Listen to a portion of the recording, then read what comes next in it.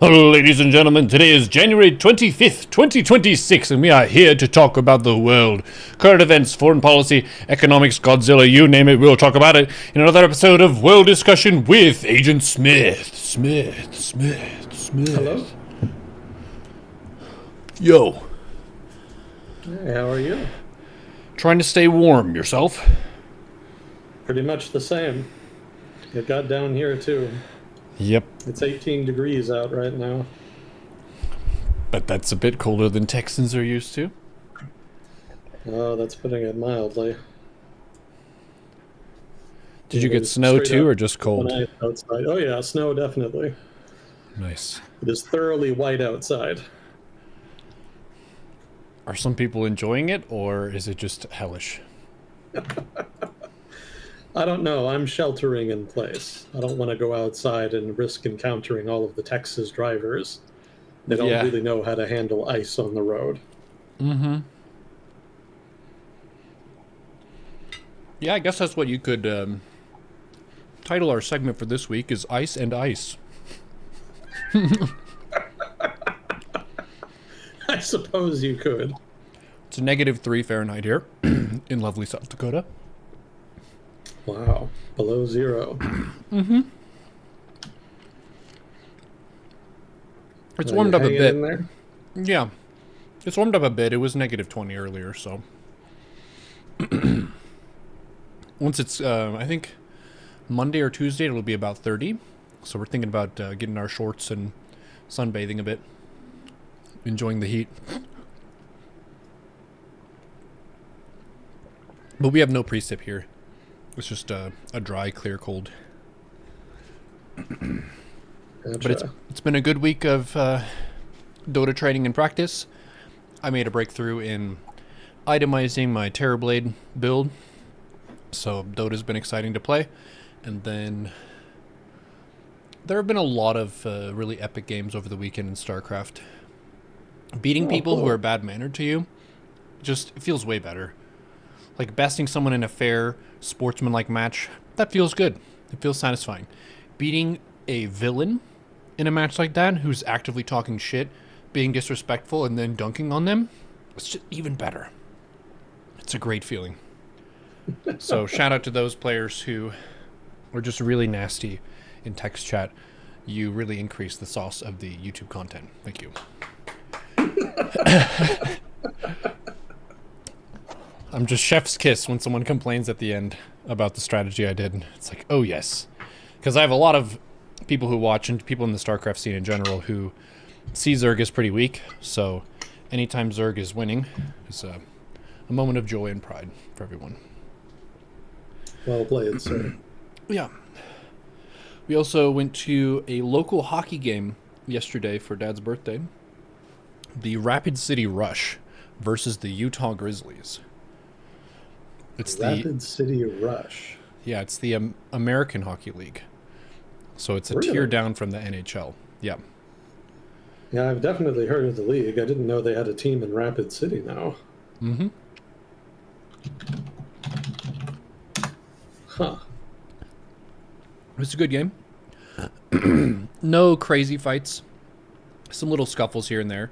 One thing that stood out to me was the team captain of the Rapid City Rush is the smallest guy on the team. He looks like he's maybe 5'6" or 5'7". He could well be 5'10", and just the other players are huge. But he seemed way smaller than the rest, but he was really fast on his skates and really aggressive with hitting people. Even though he wasn't the biggest guy, anytime he had an opportunity to slam someone into the boards, he would take it. So that was pretty cool. They did not end up winning, but they did decently. Their goalie was good. He made a lot of saves. The issue with a lot of hockey games is one team just keeps the puck like on your side of the map more often, so you're constantly having to make saves. Ideally, the puck is on the opponent's side, so your goalie isn't having to sweat and catch everything. You're the one applying the pressure. So the Utah Grizzlies were better about keeping the pressure and just keeping the puck on our side. Puck control. Yep. So I looked it up because I was surprised to hear the AHL was there. It's not the AHL. Oh. It's actually the ECHL, which used to stand for the East Coast Hockey League, but I think they've since changed it so that the acronym doesn't mean anything anymore. Kind of a weird branding thing. But yeah, that's technically 2 levels below the NHL. So it's below the NHL and the AHL. I see. Yeah, the ECAHL has been around a while. They've kind of absorbed the other, what would you call them? I guess AA leagues.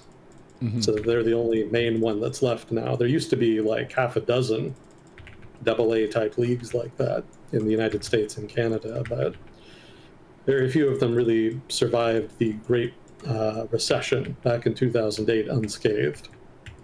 Mm-hmm. So they all kind of consolidated into the ECHL. I see.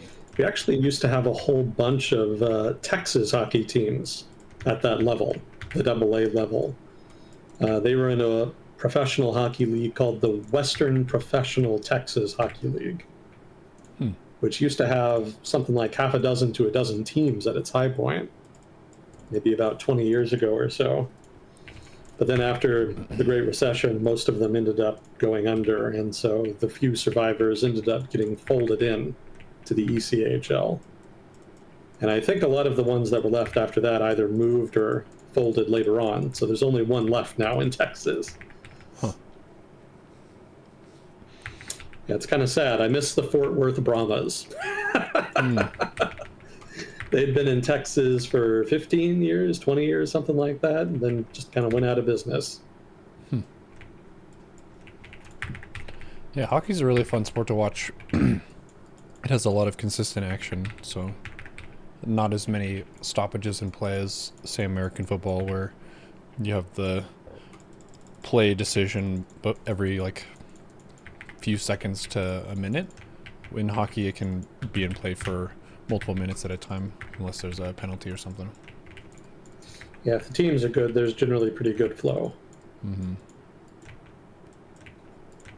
Very fast sport.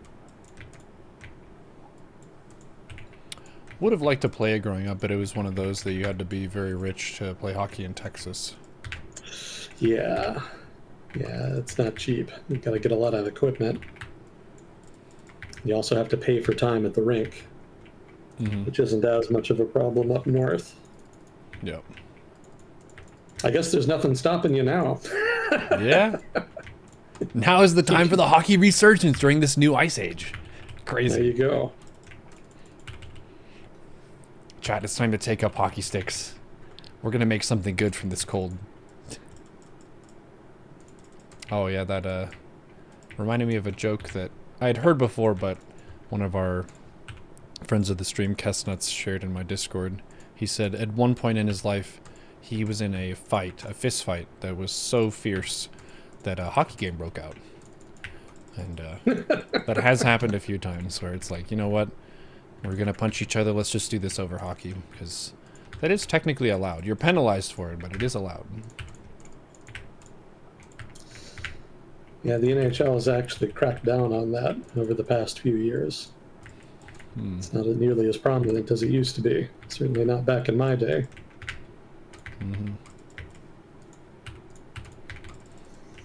Some debate about that amongst the fans.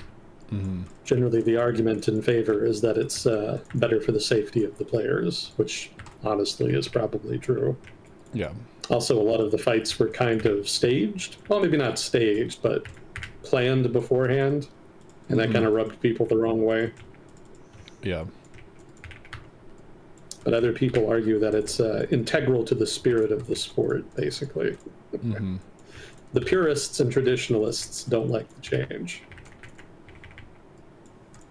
I didn't sign up for hockey to be nice. I'm playing hockey specifically not to be nice. There you go.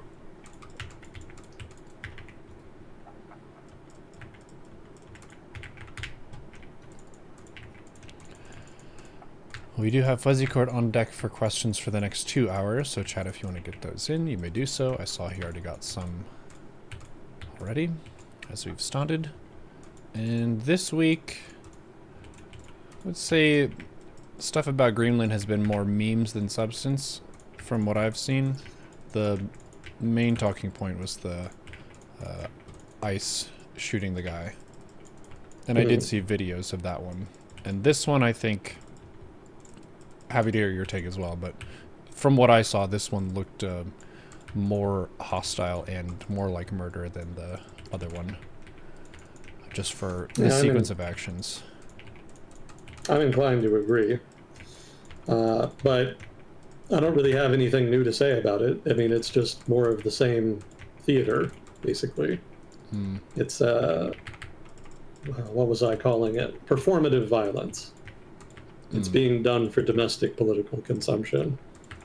The administration is not averse to it. Obviously, the protesters are not averse to it. So, yeah, it's going to keep happening.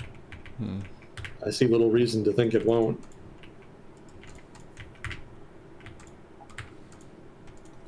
So I would argue that's a case for more forbearance. But, yeah, that doesn't seem to be popular right now in the current political culture. So it is what it is.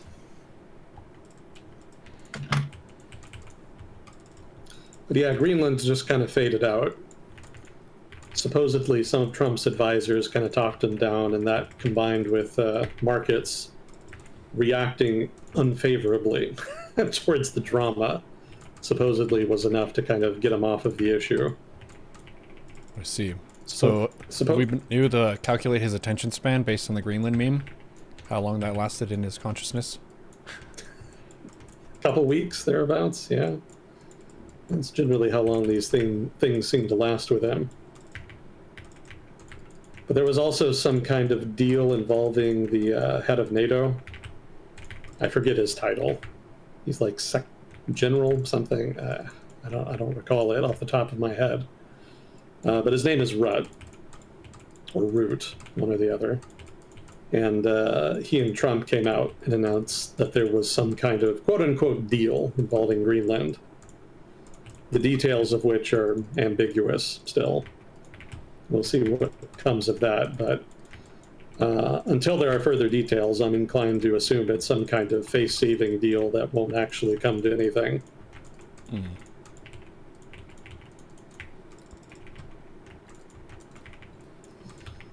Yeah, that came on the heels of Davos, which was another big item. Had you heard about the Davos meetup? No, what's that? That's a meetup that happens every year. It's basically just a bunch of elites getting together to have a talking shop, talk about issues of the day. Whenever Trump is president, he tends to be the center of attention, which of course is his want. So this year was no exception. You know, he turned up and he stirred up quite a bit of attention for himself, basically going on a rant while he was there about Greenland and the necessity of America having Greenland, and how Europe wouldn't give him Greenland, even though it's just a bunch of ice. And then he kind of shifted tone and said, even though it's just ice, we need it, but we won't protect it unless... It went on like that. You know how he talks. Yeah. And then eventually he left. And so that led to some discussion about how serious he was and whether or not Europe should be worried about it, etc. And then later on, the agreement with Rudd was announced, and Trump announced that the threatened tariffs were canceled. He just kind of hand-waved it away. So that whole confrontation has de-escalated and is no longer the center of attention in the news cycle. I see. So we will not go to war with Greenland. Correct. Okay. At least that's where we are at the moment. It's just a bunch of ice, but still they won't give it to us. Then why do you want it? It's so funny. Yeah, there was also an exchange of text messages. And the only reason we know about this is because Trump himself posted the messages. Oh, I heard about this. Macron? Finland. It was Finland's president that texted Trump. And he conveyed, let me see what I have in my notes here. He conveyed opposition to proposed tariff increases over the Greenland dispute and pointed to the need to de-escalate. He proposed a three-way phone call the same day, which would involve himself, and I think Macron and Trump. So Donald Trump texted him back, and he asserted the following. He repeated his demand for Greenland. He also said Denmark cannot protect Greenland from Russia or China. And he also questioned, and this is quoting verbatim, why do they have a right to ownership anyway? There are no written documents. It's only that a boat landed there hundreds of years ago, but we had boats landing there also. He continues, I have done more for NATO than any other person since its founding, and now NATO should do something for the United States, unquote. So funny. Yeah. It just never ends. The United States didn't even exist when the Vikings went to Greenland. Denmark is a Viking country. The Danes went to Greenland. They made a settlement. The United States was made hundreds of years later.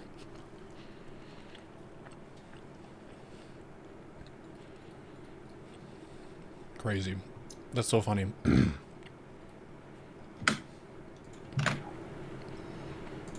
Let's see. The other news out of Davos was the Prime Minister of Canada, Mr. Carney, giving a speech that got a standing ovation, and which was basically the anti-Trump. He gave a whole speech about how the world order was no longer functioning. I'm kind of paraphrasing here. The international liberal order is no longer functioning. There are big changes happening, and the middle powers of the world need to express solidarity. They need to recognize the fact that the order is faltering and need to stick together in order to maximize their leverage and ensure that they don't end up subordinated, basically, to the power of stronger nations.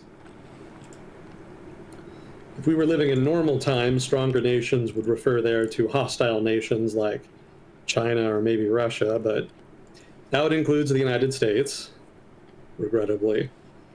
And so that speech was considered bold, because of course it was openly challenging, effectively, the Trump administration and its narrative that basically the powerful run the world and that everybody else needs to just fall in line. It's worth watching if you haven't watched it or read it. The transcript is just as good. What was it called again? It didn't have a specific name. It's just Prime Minister Carney's speech at Davos.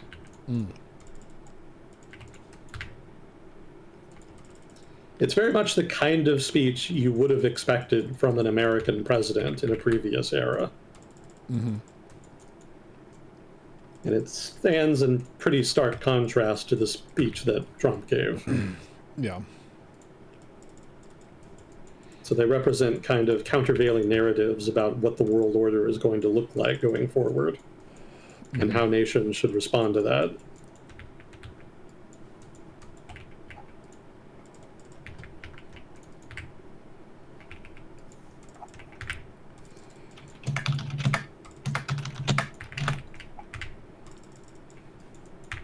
Oh, also, Macron was in the news because he wore aviator sunglasses. I don't remember exactly what the context was, but he was giving some comments to the press about the Trump administration and the Greenland issue, and his government said that he had burst an eye vessel. Sorry, not an eye vessel, a blood vessel in his eye, rather. And so supposedly that's why he was wearing the aviator sunglasses. But regardless, the internet was quite taken with him. That's not substantive. I just thought it was cute. He's, at least outside of France, good at managing his image. He seems like a diplomat and a moderate that seems stable, at least. I think French people are a lot less satisfied with his performance, but outside of that, at least compared to our administration, he seems very stable. That's a low bar. Yes.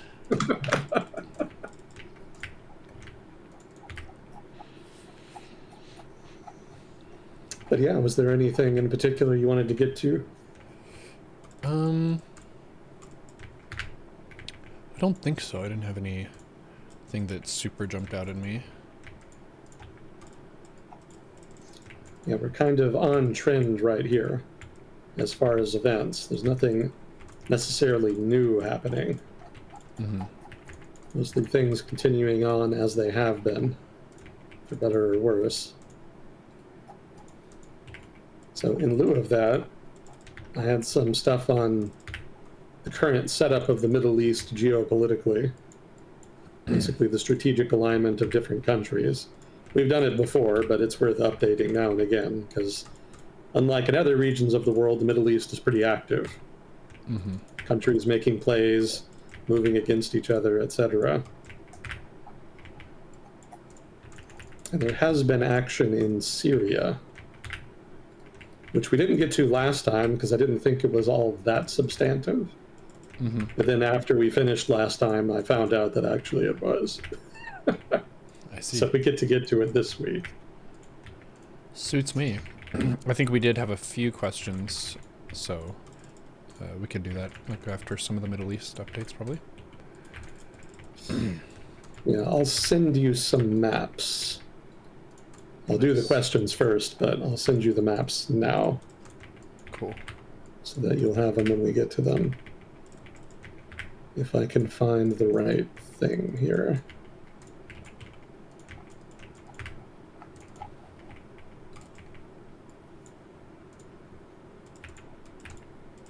You watched anything good lately? I finished My Hero Academia. It's an anime, and then started Jujutsu Kaisen, the latest season of that. Jujutsu Kaisen, I think I like more than My Hero Academia, but they're both good. My Hero Academia is done now. So I've completed that one.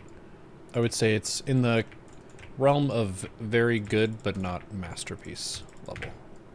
Gotcha. It has some fairly common tropes. Executed well, the art is good, music is good, but not super duper unique.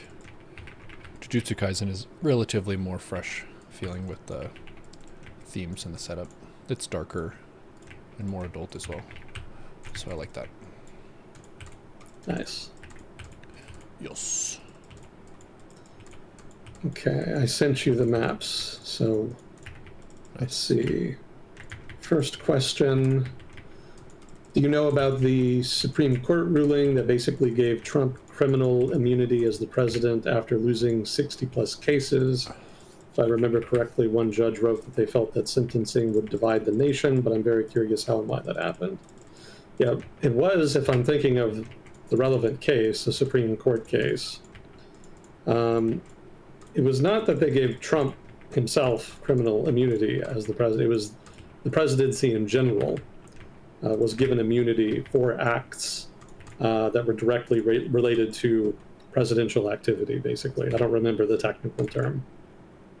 I've long since learned, after commenting on here for many years, that I'm not good at anything related to the law. I've embarrassed myself on here many times trying to comment on legal matters, so I'm not the best guy to ask. But since you have, yeah, my understanding is that it was a Supreme Court case that related to the case that was brought against Trump relating to the riot, if you want to call it that, on January 6th, 2021. And that took several years to work its way through the courts until it finally reached the Supreme Court. I think it was summer 2024, if I'm not mistaken. I'm not sure why, I'm not sure what losing 60 plus cases has to do with it. But yeah, that is my understanding of the immunity case, such as it was. It's not a full blanket immunity. It was immunity specifically for acts done relating to presidential power. And there's partial immunity for the outer bound, basically, of presidential responsibility and actions carried therein. And then there's no immunity for actions unrelated to the duties of the president.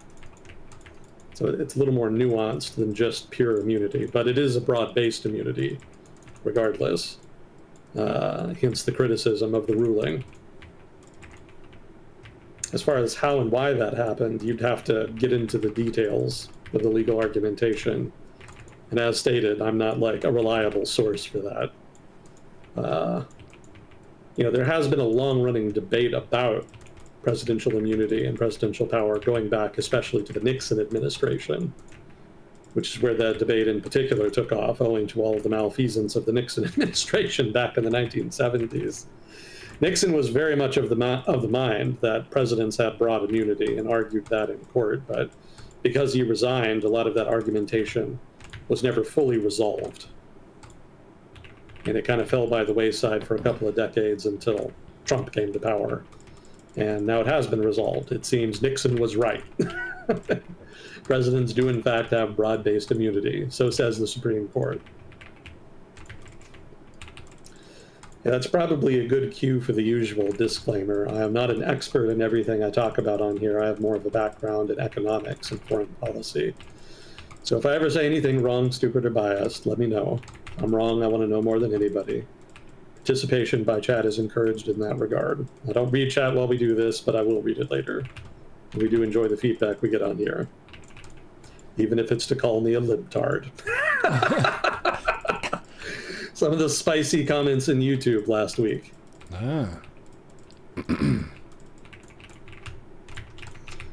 Some days I'm a communist on here, and some days I'm a fascist. It kind of depends on the public mood, it seems. Yeah. People have their different jabs from their favorite pundits and so on.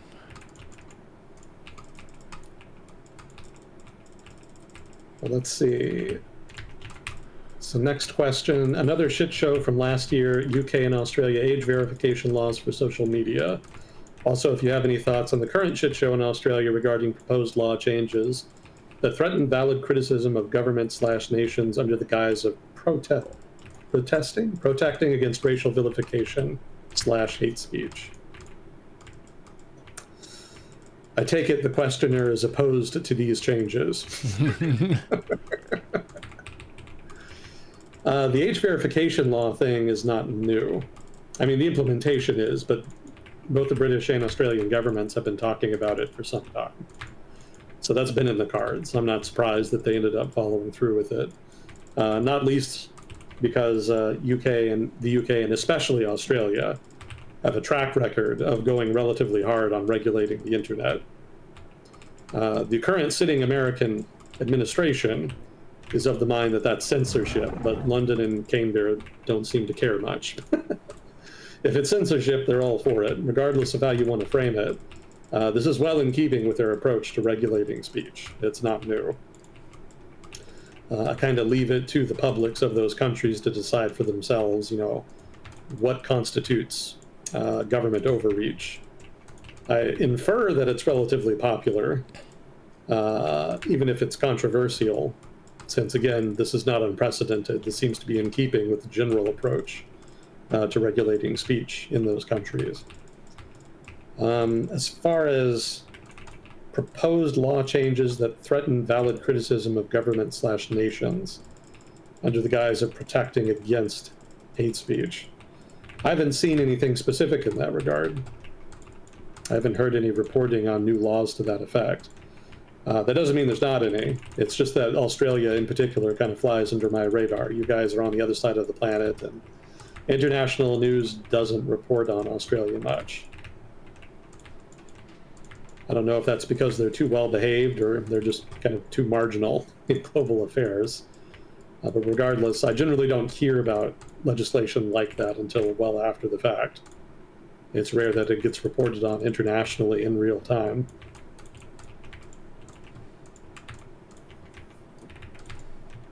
So I'm afraid I don't have much to say about that particular one.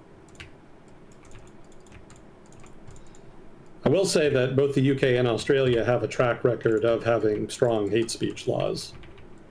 So it doesn't surprise me that they're expanding them regarding online hate speech, however it's being defined here. So that's not unprecedented. I'm kind of surprised they hadn't been doing it already.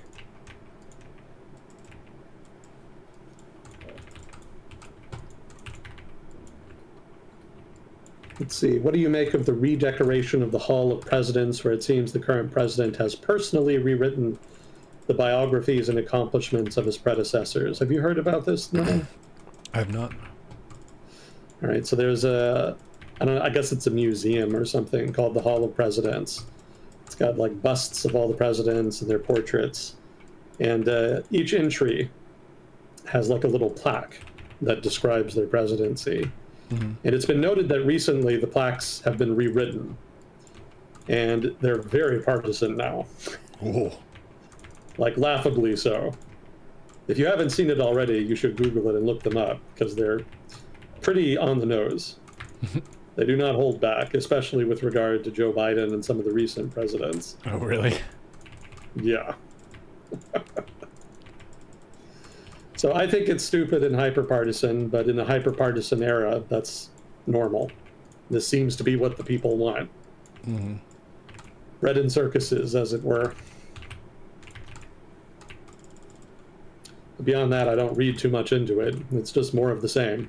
This is what people voted for. Democracy works.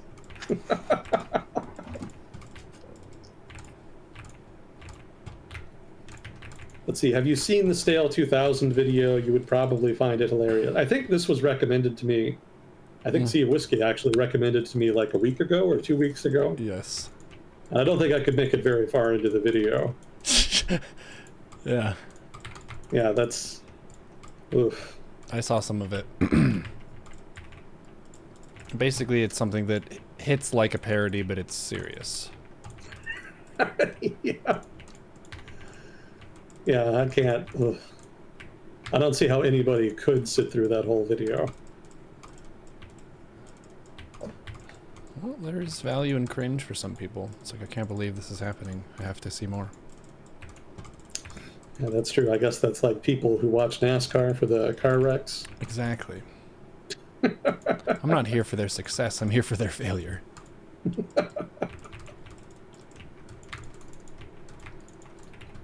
Let's see. From a non-U.S. perspective, all of the ICE-related news seems to be coming from one city/state. I think it's Minnesota State. Is ICE also active nationwide? What is so special about this city-state that it seems to be the focus of it all? It's only the Minnesota and Minneapolis in particular is only the focus right now.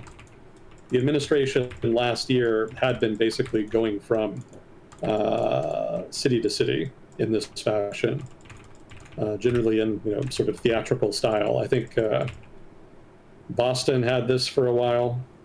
They basically surged agents into Boston like they're surging into Minneapolis right now. I think Chicago was one. Washington.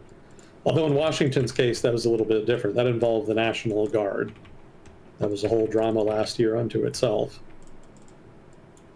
I feel like there's another one I'm forgetting.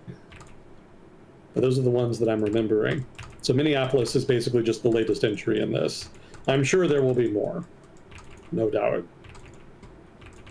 Minnesota in particular, though, was targeted because of a ostensible expose that suggested that there was widespread fraud happening involving a daycare program that had been set up by the city of Minneapolis, if I'm not mistaken. It might be the state, but I think it's city. It might be the state of Minnesota, but I think it was the city. Regardless, that expose made the rounds on the internet, especially in sort of the right-wing sphere of the internet. And so that led the Trump administration to jump in, basically. They're trying to frame it as them protecting the people of Minnesota from illegal immigrants defrauding the public of taxpayer dollars. Mind you, that's not the federal government's job. Like, the state of Minnesota and the city of Minneapolis are more than capable of dealing with that, I'm sure. If they didn't want that money being defrauded by illegal immigrants or whatnot, they could probably write it and reform it as necessary to do that. As is, they either don't want to or they're just fine with it as is. Regardless, the Trump administration never misses an opportunity for theater, and so here we are. That's why Minnesota has been receiving so much focus. The fact that there's been so much pushback from civil society in Minnesota is probably why you are hearing more about Minnesota than about the other entries. I'm assuming this person asking is not from the United States. Just by the structure of the question, I kind of infer that. So the reason international news is reporting on Minnesota more is specifically because there's been more protests and more pushback, relatively speaking, from Minnesota civil society.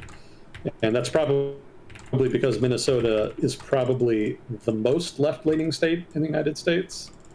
If it's not, it's up there. Yeah, oh, easily. Huh. If it's not the most left-wing, it's one of the most left-wing. You can see that historically. Minnesota is the only state to ever have a socialist governor. Like outright, they elected the socialist candidate for governor like 100 years ago or so. So that may play a role too. You know, the Trump administration seeks out confrontation, and you know, Minnesota was always going to push back pretty hard.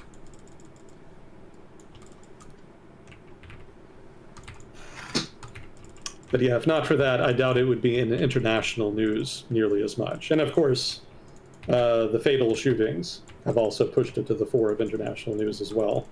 Mm-hmm. I think the governor of Minnesota, Walz, I think is his name, he's also activated the Minnesota National Guard. I'm not sure what he's having them do exactly, but that's kind of discouraging. Not necessarily because it's the wrong thing to do, but that is the kind of thing that leads to escalation.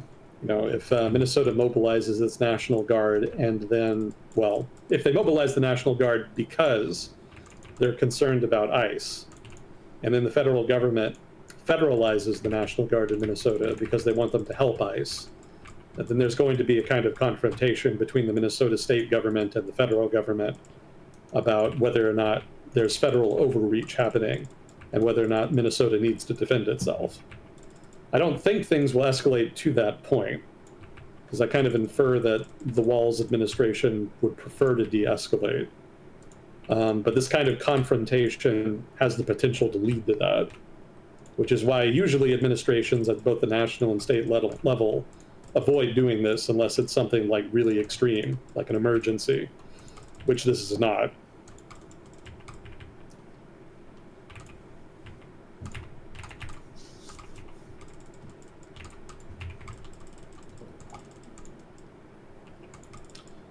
Oh, and somebody sent a long-form video, I guess.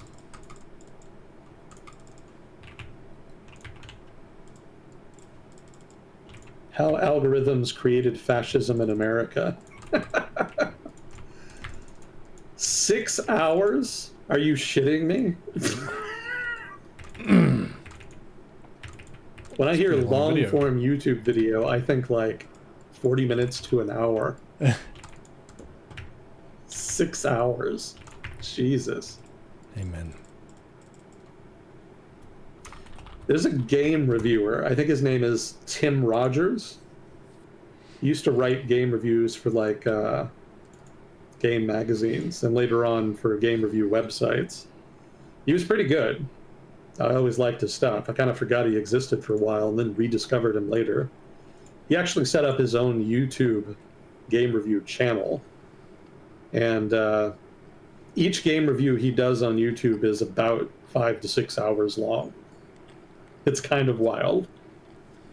But he does a pretty good job. He actually kind of keeps you engaged. I think I actually have watched most of them all the way through. So yeah, I have watched 6-hour YouTube videos before. But it can be a slog, and I generally don't watch them all at once. So it may be some time before I finish watching all of this one. That's going to be a project. I'm pretty dubious about the argumentation, which is pretty old by now, that social media companies or algorithms or what have you are responsible for radicalization in American politics. I think, for one, the impact of those sort of tech companies and technologies is way, way oversold. And I think the tech firms themselves have kind of encouraged that. It benefits them to be thought to be powerful because it makes their product seem more valuable. So I don't doubt that they've kind of indulged this sort of thinking that they've had a big impact. But really, I don't think they have. You can kind of go back to the whole Cambridge Analytica scandal. People were convinced at the time that Cambridge Analytica had had a big impact on the 2016 election, among other political outcomes. But it kind of came out later that they were not nearly as influential as they themselves or its critics had made Cambridge Analytica out to be. So I'm generally inclined to think that's also true of other technologies, more recent ones included, like AI. I think if American politics has become more radical, it's more just because of the Darwinian ratchet of hyper-partisan American politics, which has just gotten worse over time. American politics has always had a partisan bent.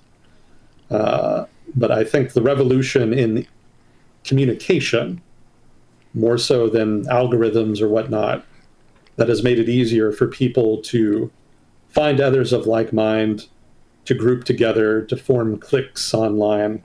I think that has more to do with radicalization.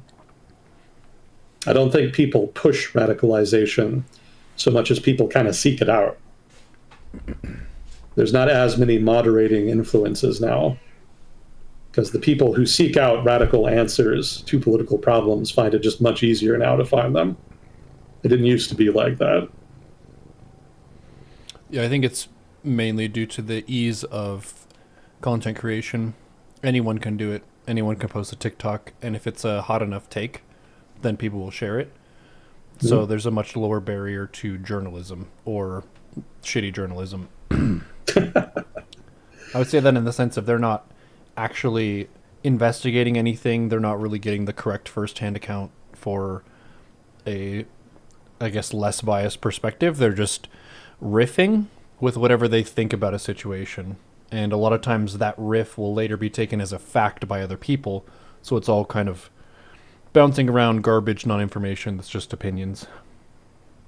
Whereas it used to be more expensive to do that. You used to have to print a shitty newspaper, so you had to have at least enough momentum to access the printers to do so. Whereas now, if you have a phone, you can post. Yeah. Yeah, the barrier to entry is on the floor, and quality has suffered correspondingly. Mm-hmm. Yeah, I remember a time, not so long ago. Actually, it was a long. I'm afraid the year 2000 was in fact a long time ago. I guess a quarter of a century cannot be relatively recently. But I remember that time when I was, I guess, high school or college, when the internet was still like the alternative to mainstream news and was sought out specifically for that reason. People were extremely critical of cable television news, newspapers, all of the traditional arbiters of mass media, were already at that point, thoroughly disliked. And the internet, as it was even then, which was not nearly as representative as the broader population as it is now, was already kind of indulging in this sort of anti-establishmentarian thinking regarding mass media and the value of the internet. And for a time, it kind of seemed like it could fill that role. It was definitely a viable alternative in the sense that it made organizing and agitating and activism in general easier and seemingly more effective. It was only, I think, about 10 years after that the Arab Spring happened, and Facebook was given a lot of credit for its role in helping, kind of propagate that. So it seemed like tech and social media were vectors for democracy and progress, in so much as you define progress as just challenging entrenched elites and trying to achieve reform.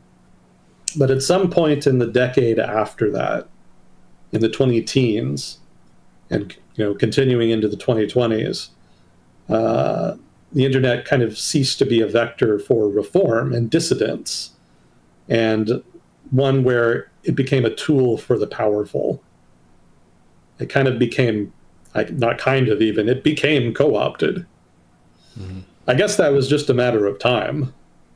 Like, it was never going to be the case that institutional actors of one kind or another were just going to stay off of the internet. But it's still disappointing. You kind of hate to see it. It's kind of like, I guess the analogy would be seeing barbed wire fences going up in the American West. I don't know if you've kind of heard that story before, but a lot of the people in the Old West, like late 19th century, early 20th century, really preferred the West when it was wide open, when you could just kind of travel around wherever you wanted. But when the homesteaders came, they started parceling out territory and setting up barbed wire fence to demarcate their territory and stop people from just riding into it. And a lot of the old time, cowboys, and really not even just cowboys, but just people who lived out west in general, really lamented the decline of what they considered the true West, which was unencumbered. There was no barbed wire. It was truly wide open and free for everybody who wanted to enjoy it.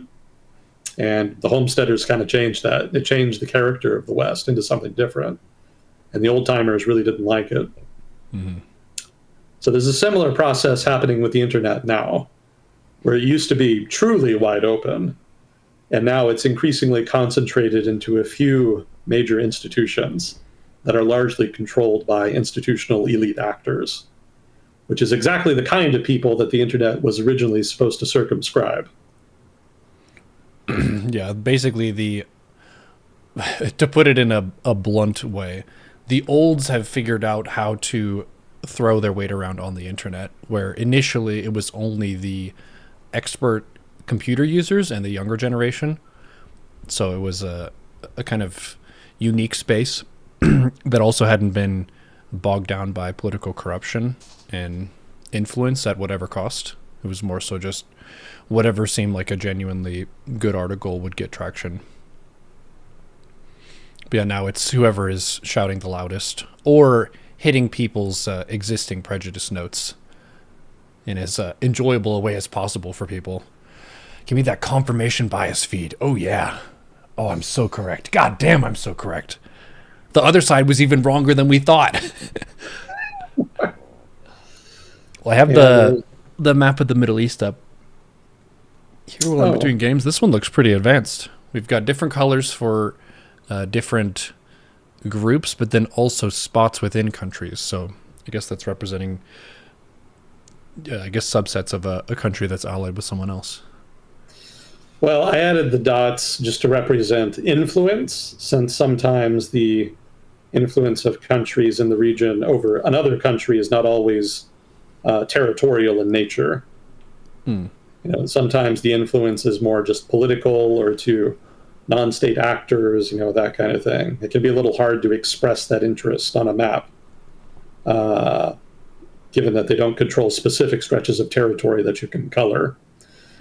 So the circles are sort of abstractions, I see, more than representations of actual territorial control or influence. So yeah, I think I added a legend this time just for ease of use. So it's fairly intuitive. You can kind of see the Saudi-Egyptian axis. The Saudis have kind of become the paymaster of Egypt. Egypt's economy has suffered over the past 10 to 20 years. And especially after the Great Recession and the Arab Spring, the Egyptian government has come to rely, not necessarily depend, but to rely and benefit from Saudi financial patronage. And so that's somewhat hobbled the Egyptian status as the Arab hegemon in the Middle East and North Africa, which is a role that they had traditionally fulfilled. Now they kind of struggle a little more to exert their influence in the region, and the Saudis are generally considered to have a louder voice and more pull. And they kind of have common objectives in the region in so much as they have a common desire to suppress populist movements, especially Islamist movements of one kind or another. And so that common ground has led to a kind of de facto alliance between the two. It's nothing that's expressed in treaty. It's more just an alignment. But in so much as they do have an alignment in that vein, they represent a single block in the region. Gotcha. hence the common purple coloring. Are they the same type of Muslim? Yes, broadly speaking, they are both Sunni Muslim, if that's what you mean. Yeah, that's what I meant. If you want to break it down beyond that, though, into actual schools of jurisprudence, then the answer would actually be no. Generally, I forget what they're called. It's been too long since I've studied them. Basically, the newest Islamic school of jurisprudence is the most dominant one in Saudi Arabia. And of course, there's also more Salafism in Saudi Arabia, although they're kind of on the back foot right now with the current administration. In Egypt, I think they adhere more to the Maliki school of jurisprudence. I could be wrong on that. I probably am wrong. It's been so long since I've read about it, which is a little different. And also, they're not like fundamentalists like the Salafists are. More to the point, like in general, the government is technically secular. The Egyptian army basically is the government, and they're nominally committed to a pan-Arab nationalist vision for Islam in Egyptian society, which is a vision where Islam is subordinate to the state. In fact, Islamic institutions in Egypt are technically controlled by the state. They are not independent. To the point where even what are they called? Imams, I think. Basically, Islamic priests in Egypt have to go through a government-controlled program where they're, education program where they're taught how to be imams and whatnot. And then they are technically still employed by the government once they graduate and, go out and teach the word. Yeah, pan-Arab nationalism was very, very statist as it emerged in the early 20th century. So it was kind of a combination of nationalism and socialism. They envisioned a strong role for the state in the economy as well as in social affairs. It has not inaccurately been compared to fascism. In fact, the Ba'athist movements that went on to control Iraq and Syria, both of them pretty much explicitly were modeled on European fascism. Did not know that. Yeah, that goes a long way that goes part of the way to explaining why Saddam Hussein's regime in Iraq was so authoritarian. Although Saddam Hussein himself was actually largely responsible for that. Before Hussein, the Ba'athist Party in Iraq was authoritarian, like without question. But it was not really totalitarian until Saddam Hussein took control. A similar dynamic was in place in Syria.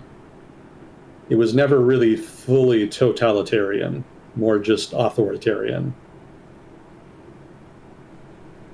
And nominally, they were all superficially committed to secularism.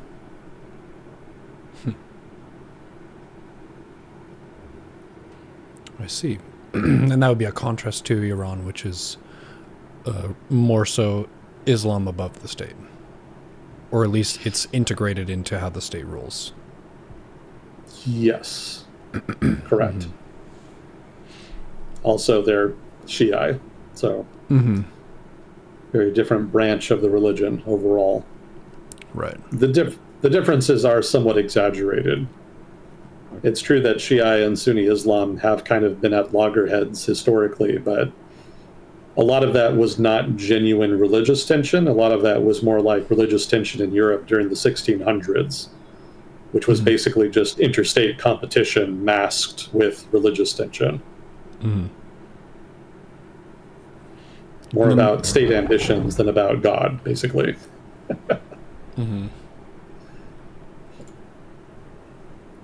And then to the west of Egypt, it's Libya, correct? Yeah, that's Libya. And that's got a few different colors going on. Yeah, so after the Libyan revolution, there were two governments that emerged that claimed authority over Libya. One of them was based in Tripoli, the other one was based in the eastern city of Benghazi. So the Tripoli government is the one that's internationally recognized. And that's basically the green area there. And that government, while being internationally recognized, doesn't really get a whole lot of support from the international community.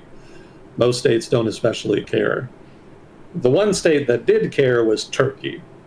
The Turkish government fully backed them and sent them military assistance when they were under pressure from the Eastern government in Benghazi. If not for that support, they probably would have been overrun by now. Do they have more support from the public? Huh? Do they have more support from the public in Libya, or it's just better administered? They have more support in Western Libya. I don't know how much support they can be said to have outside of that. Both respective governments in Benghazi and Tripoli were basically created by local militias that operated in those territories during the war against Gaddafi, during the Arab Spring. So correspondingly, as you might expect, those militias have more support in their respective territories because they are basically the people, so to speak, of those territories. What are the things they disagree on? Well, the main one is which one is the real government of Libya. Obviously, the Tripoli government thinks it's them, and the Benghazi government thinks they should run Libya. There's not really a whole lot of policy differences beyond that. So it's not really a case of one vision of the country being significantly different than the other. It's pretty much just a power play. I guess you could say that there's some difference in that the Benghazi government is relatively more secular. It's run by a strongman named Haftar, I think it was. Yeah, he basically runs what he calls the Libyan National Army, which is basically his personal militia. And he runs the Benghazi government basically as a warlord would. It's very top-down and hierarchical. As you might expect, that style of governance is more familiar and popular with the governments of the region, which tend to be authoritarian and prefer more hierarchical governments in the same vein. So he's received backing and support from the Egyptian government and from the Qatari government. Probably more so the Qatari government, since they have more money to spare. But the Egyptians definitely also back him. All three, Haftar, the Egyptians, and the Qataris, have a common enemy in sort of Islamic politics, Islamist politics, if you like, as well as just the Muslim Brotherhood generally, which is generally the avatar in the region for Islamist politics of one kind or another. And the alternative government in Tripoli is kind of associated a little more with the Muslim Brotherhood and Islamist governance. It's nothing especially radical. The militias in the Tripoli region, technically it's more the Misrata region, since that's where the militias that ended up forming the Tripoli government originally came from. But regardless, they all kind of had somewhat of an Islamist bent to their politics, even during the revolution. And so correspondingly, that kind of made authoritarians in the region uncomfortable, and so they haven't really been on good terms with the Tripoli government correspondingly. The Turkish government, on the other hand, being sort of a conservative, pseudo-Islamist government itself, is of course not averse to that style of government and politics. And maybe no surprise then that they came to the Tripoli government's aid when they were under siege. I see. I don't think the Turkish government's intervention, though, really represents an example of them trying to prop up like-minded politicos. It was more a power play. The Turkish government never misses an opportunity to expand its influence in the region. And the collapse of the Libyan government represented such an opportunity. Yeah, that's sort of one of those, there are trees falling in the forest over there, and we can plant some of our own by influencing the situation. It costs them resources, but if it gives them long-term influence, then it's worth it. And it also makes them look strong in the region.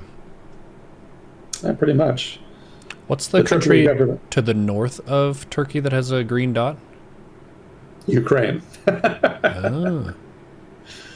Yeah, Turkish influence in Ukraine isn't as great as Western influence, or maybe I should say American and European Union influence. But they have been a major arms supplier for the Ukrainians.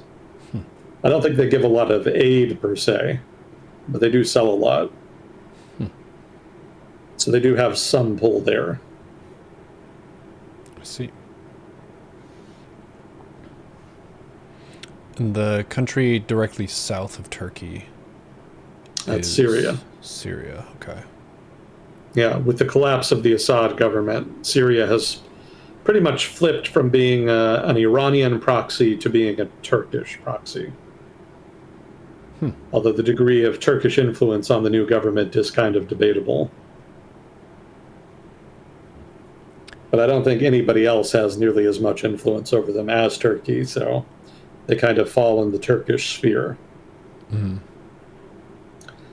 It certainly represents a big win for Turkey in the region. I imagine this is kind of what the Erdogan administration imagined would happen much sooner when they first started intervening in the Syrian civil war way back in the day, like 2011 or 2012. Ultimately, their investment did pay off, but I think it took way longer than they ever expected it would. But eventually, Istanbul did get what it wanted. It now has a friendly government in Syria. It looks like, is that the island Cyprus that has Western and Turkish influence? Correct. Yeah, Cyprus used to be controlled by a single government.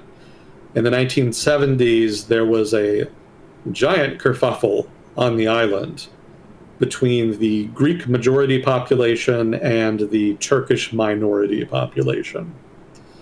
The Greeks were nationalists and irredentists, which means that they wanted Cyprus to become part of Greece, which at that point was controlled by an authoritarian military junta. The Turkish minority was not enthused at the prospect in living in a Greek authoritarian junta that they did not think would respect their rights. And so they protested and demanded basically that the government not do that. And the government wasn't really interested in that, and that led to reprisals. And the Turkish government saw that as an opportunity in the 1970s to intervene. They argued that they were protecting the rights of the Turkish ethnic group within Cyprus. But the result ultimately is that Turkish troops were sent into northern Cyprus, where the Turkish minority was concentrated, and broke it off and made it an independent state separate from the rest of Cyprus. And northern Cyprus has remained separate ever since. There have been periodic negotiations between northern Cyprus and the rest of Cyprus to reintegrate, basically merge the two territories back together into a single whole Cyprus. But those talks have never gone anywhere. North Cyprus at this point is basically just a Turkish proxy. The Turks have not annexed it, but the international community has not recognized North Cyprus either. It's basically a breakaway state, kind of like Taiwan almost. But it's under Turkish protection, and nobody really cares enough to challenge them about it. So it's this weird standoff that's basically been ongoing for half a century now between the Cypriot government and the Turkish-backed North Cypriot government. Today I learned. There's Israel, looks like it's Emirati, so it's red, and then there's some Turkish and Saudi Egyptian influence. The north part. Yeah, Lebanon. Lebanon, right. Yeah, that's just to the north of Israel. Yeah, normally I would color Israel blue on this kind of map, but I was reading recently about Emirati strategy in the Middle East. And that's actually kind of an interesting conversation in itself, sort of the disparate strategies of different actors. So the Iranian strategy in the region has been to support non-state actors in the region and use them to undermine states. That's been pretty effective in Lebanon, where they backed Hezbollah. They backed the state in Syria, so that's not a good example. But in Iraq, they backed the PMUs, which were Popular Mobilization Units. Those were the militias that were mobilized by the state to fight Islamic State when Islamic State poured into the region in 2014. But even before that, the Iranians had been backing militias that had been fighting both the Iraqi government and the United States during the Iraq War. So that's long been their playbook. The Emiratis seem to be taking a page from them. Increasingly, there's been a divide between the Saudis and Emiratis, whom otherwise are kind of similar in that they have common interest in trying to suppress dissent against the Gulf monarchies. The Saudis prefer to build up states in the region and to cultivate them into allies that can act to suppress popular dissent against authoritarian states in the region. The Emiratis prefer to do something different. They prefer to prop up non-state actors, kind of like how the Iranians do. But unlike the Iranians, they're not interested in kind of undermining Gulf monarchies. They're taking the opposite approach, where they're backing non-state actors that can act as basically a Praetorian guard for the monarchies in the region. Yeah, so they backed, for example, the RSF, is that Rapid Support Forces in Sudan, which is one of the two major factions in the Sudanese civil war. Even before the civil war in Sudan, the Emiratis had actually used RSF fighters in Yemen to act as shock troops. And after the Sudanese civil war started, they have continued to support the RSF basically as a quid pro quo. In exchange for being their mercenaries and shock troops, they're backing them in their conflict. That's why the red circle in Chad is there. That's actually a major node in the Emiratis' arms dealing network, where they funnel support in the form of ammunition and weapons to the RSF in southwestern Sudan. And they also back the Southern Transitional Council in Yemen, which is why there's a small red circle in Yemen there. Southern Yemen separatists have been backed by the Emiratis for some years now. And you may remember us talking about how the SDF seized a bunch of territory from the government recently. That was with Emirati backing and blessing.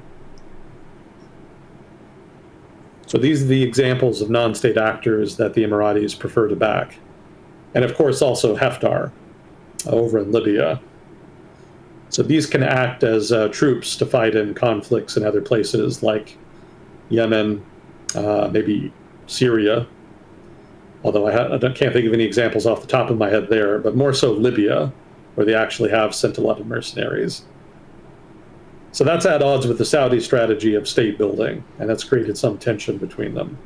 The Emiratis are not as powerful as the Saudis, but they are more active, more ambitious, and more organized. And so that's led to them punching above their weight in the region. So the reason I gave Israel the red coloring here instead of the usual blue is that the Israelis kind of have increasingly taken a similar tact in the region, specifically in the environs around Israel, in Lebanon and southern Syria. They have increasingly projected their power there and supported non-state actors of one kind or another in order to undermine their foes. So, for example, in Gaza, they've been trying to prop up local militias and criminal groups to undermine the authority of Hamas. In Lebanon, rather, not Lemon. In southern Lebanon, they've tried to undermine the power of Hezbollah by supporting local groups, although I don't think they've had nearly as much traction there. And in southern Syria, they've been trying to prop up the Druze minority. They say for humanitarian reasons, to protect them against attacks by Islamic fundamentalists of one kind or another. But it's an obvious sieve for the Israelis to try to undermine the new government in Syria and to set up a kind of demilitarized zone in southern Syria. But all of that involves supporting non-state actors sort of in the Emirati mold. And so it's also worth mentioning that the Emiratis have recognized the Israeli government, unlike the Saudis, and that they've been much more interested in mutual cooperation with the Israelis on issues of common concern, especially security issues. So that suggests that there is a kind of emerging Emirati-Israeli co-op in the Middle East. Maybe not quite an axis, but some kind of common alignment there that can be said to have a common thread in terms of a mutually recognized and supported strategy for the region that is distinct from that of the Saudis.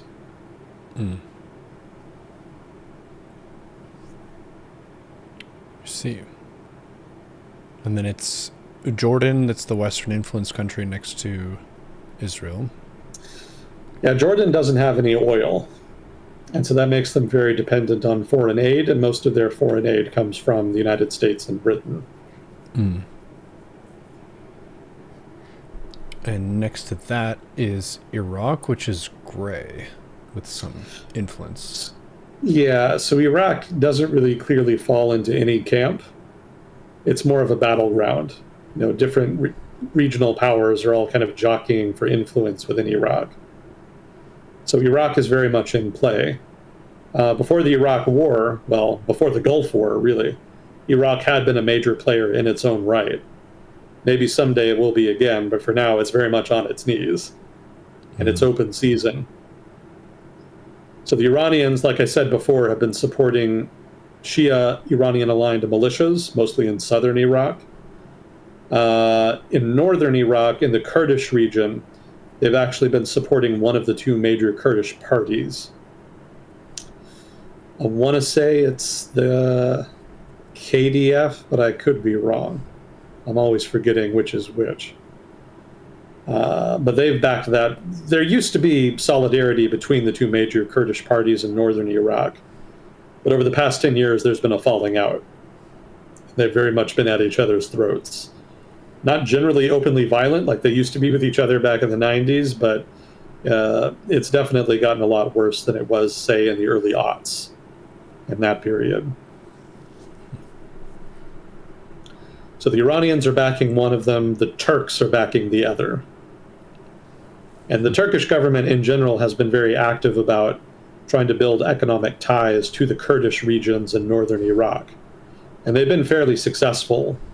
The Turkish government is generally very skeptical about Kurdish political groups and autonomous governments because, of course, Turkey has a very vibrant Kurdish minority that feels that it's discriminated against and has been fighting for some degree of autonomy or even independence in Turkey, often violently. So the Turkish government does not have very good relations with, say, the SDF in northeastern Syria, which also has a lot of Kurds. But unlike the SDF in Syria, the Turkish government actually has pretty good relations with Kurds in northern Iraq. There's a lot of business ties that have been cultivated and some degree of security cooperation as well. I don't think the Kurds in northern Iraq actively fight against the PKK and other sort of militant Kurdish forces in Turkey that might be operating in northern Iraq. But they haven't really supported Turkish separatists in Turkey either, like you might expect them to, since they are co-ethnics technically. So that speaks to Turkish influence in the region, which they have gone out of their way again over the past 20 years to try to maximize fairly successfully. I think probably Turkey is the most influential foreign power in northern Iraq, especially given its positive ties with the Kurdish party there.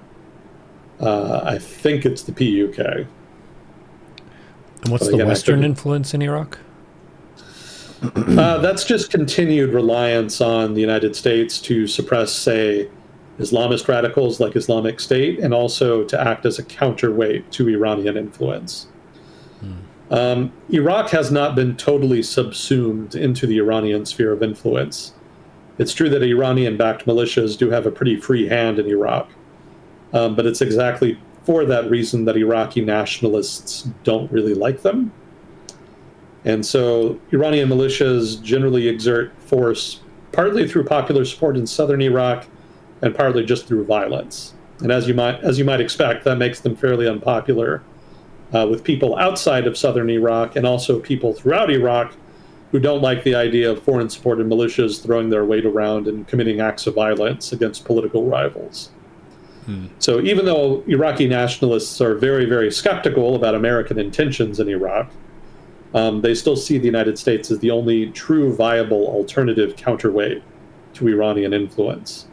And that's led a number of political actors in Iraq to reach out to the United States in order to maintain some degree of security cooperation, which involves keeping a few American troops on certain air bases in Iraq.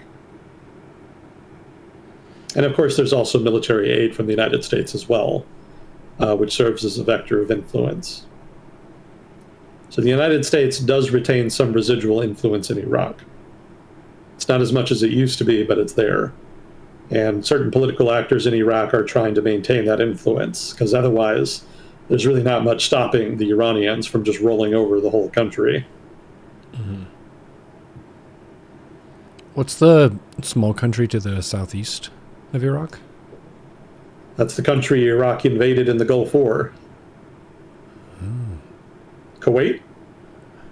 I always forget Kuwait. Yeah, they keep out of the news. They were in the news a lot in 1990, and then they kind of fell off the map. They're relatively well behaved. They're a major oil producer. And after the Gulf War in particular, they significantly strengthened security ties with the United States, which is why they're colored blue there. Interestingly, they are actually Shia Muslim, like Iran. But unlike Iran, they're very much in the American camp. They are aligned with the West, as well as with the GCC generally. I see. But they don't really have the power to project much force beyond their borders, or much interest in doing so, unlike, say, the Emiratis, the Saudis, or the Qataris. Mm-hmm. They share that trait with Oman, which is colored gray here, dark gray specifically. Why is it dark gray? Technically, they're more aligned with the West. You know, there is some security cooperation there. But the Omani government prefers to maintain a degree of neutrality in regional affairs. So where the Saudis see the Iranians as a major threat and go out of their way to compete with them for influence in the region, the Omanis don't really see the Iranians as a major threat and prefer to stay out of regional conflicts. I see. So they're not fully neutral, but they are relatively neutral. Gotcha. Then the red one there is the UAE? Correct. Those are the Emiratis. And the Turkish aligned one is Qatar? Yeah. Yeah, the Qataris are not necessarily influenced by Turkey, per se. They're not a proxy. But they're more of an equal partner with Turkey. They kind of share a vision of the region in which political Islam, as it used to be called, basically just conservative but popular politics, has a future in the region. You know, the Turkish government itself is relatively democratic and has popular support. And the Qatari government has long been of the mind that the way for the Gulf monarchies to maintain themselves is to build a base of popular support in the region. So the Qataris, for example, created Al Jazeera to serve as an outlet for popular passions in the region. And they have aligned themselves with various Islamist movements in the region. Nothing especially radical. They're not looking to completely revolutionize and overturn all of the major states in the region. But they have flirted with revolutionary forces in the region before, to a degree that is very uncomfortable and unpopular with the other governments in the region. And as a result, the Qatari state is something of a pariah in the eyes of the Saudi and Emirati states. They do not get along. So on that count, the Qataris have aligned with Turkey, and they kind of represent their own bloc in the region, hence the common coloring. Gotcha. You can kind of think of the Turks as being the muscle and the Qataris as the money guy. They're a major oil producer in their own right, and they're able to kind of fund operations that the Turks might not be able to fund themselves. And then Yemen has got a lot going on. Looks like there's a region that's Iranian influence, and then a region that's Saudi Egyptian, and then some Emirati-backed group there as well. Yeah, so the yellow is Iranian influence. That's the Houthis. That's the northern religious sect that rose up against the government after the Arab Spring. Well, I should backtrack a little bit. The authoritarian government that had been controlling Yemen was overthrown in the Arab Spring. The transitional government that was formed afterwards lost popular support after it dragged its feet on democratization and other reforms. And that led to further mass protests. And that is what led the Houthis in the north of Yemen to rise up and march on the government, eventually seizing the capital and pushing the government out of much of northern Yemen. The Houthis have been somewhat authoritarian in their own right. But the alternative, internationally recognized government isn't really seen in a much better light by the broader Yemeni public. Not a lot of great options if you're Yemeni at the moment. I see. Technically, the Houthis in northern Yemen are Shia, and some people have said that the Iranian government has supported them because they are co-religionists, so to speak. Mm-hmm. That's not really accurate. In fact, the Houthis had very little, if any, support from Iran for many years after the conflict in Yemen started. The Iranians only kind of came in later when it became apparent that the Saudis were going to double down on supporting the internationally recognized government and were going to actually intervene in the conflict themselves, which happened around 2016, 17, something around there. And the Iranians then saw that as an opportunity to needle a rival, and so then they started sending more arms and ammunition and whatnot to the Houthis, more so as a counter to the Saudis than out of any genuine interest in the outcome of the Yemeni conflict. But correspondingly, the Saudi argument that they needed to intervene in Yemen to make sure that the Iranians did not get a foothold there ended up becoming a self-fulfilling prophecy. If they had not intervened, I don't think the Iranians would have as much influence there as they do now. Gotcha. And as I mentioned before, the Emiratis have been supporting the southern separatists in Yemen. Hence the red circle there at the bottom.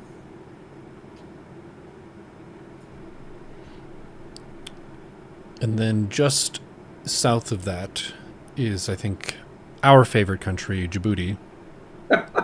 And they're French influenced, if I remember correctly. Correct, yeah. That's why they're blue. Fairly good at staying out of the news. They do have a dictatorship, I think. It's probably a dictatorship, but it's a relatively well-behaved one. It kind of toes the line between outright dictatorship and illiberal democracy. Gotcha. And is that... Yeah, there's also... Sorry, go ahead. No, you go ahead. I was going to say, there's also a major international series of bases there. It's kind of a center for anti-piracy operations in the region. So the United States has a small base there. The Chinese actually have a small naval base there. And just in general, there's a litany of other bases from other countries that are participating in international missions in the region. Would you say that implies that many countries want a piece of Djibouti? Kind of. I don't think they want a piece of Djibouti per se, more just to use it as a staging ground. So they don't want to dismember the state territorially. Gotcha. But they are interested in cooperation. It was mainly meant as a joke of like a piece of that ass, so to speak. But I am aware. I appreciate the serious answer to the joke question. And then to the east of that, that's Somalia. That's actually kind of a good question. That is Somaliland, technically, which is a breakaway state that is trying to separate from Somalia. So whether it's Somalia or not is kind of a question. In general, it actually is independent at this point. They have their own government. They have been de facto independent for like 30 some years now. So they're an independent country in everything but international recognition, which is what they really need in order to really become a fully independent state. For now, the international community has refrained from recognizing them because they want to recognize the legitimacy of the Somali state. There is technically a UN-appointed government of Somalia, which is considered the legitimate government, and they claim Somaliland. And because there is nominally a norm internationally that states should not break apart unless under very sort of organized legal circumstances, the international community has somewhat shunned the Somaliland and encouraged them to negotiate with the official government so that they can be reintegrated. But nobody's especially interested in forcing them to, and so Somaliland basically just does whatever it wants. And the Emiratis back then. That's kind of a recent thing. They'd pretty much been ignored for the most part. Probably the Saudis had more influence historically just because they bought more beef from Somaliland, which is one of their main exports. But otherwise, it was kind of a backwater. But in the past couple months, the Israelis actually have recognized the independence of Somaliland. And I think the Emiratis were talking about it. And so that suggests then the Emiratis and Israelis are kind of making a move here to build Somaliland into perhaps a regional ally, depending on how far they want to go with this. Mm-hmm.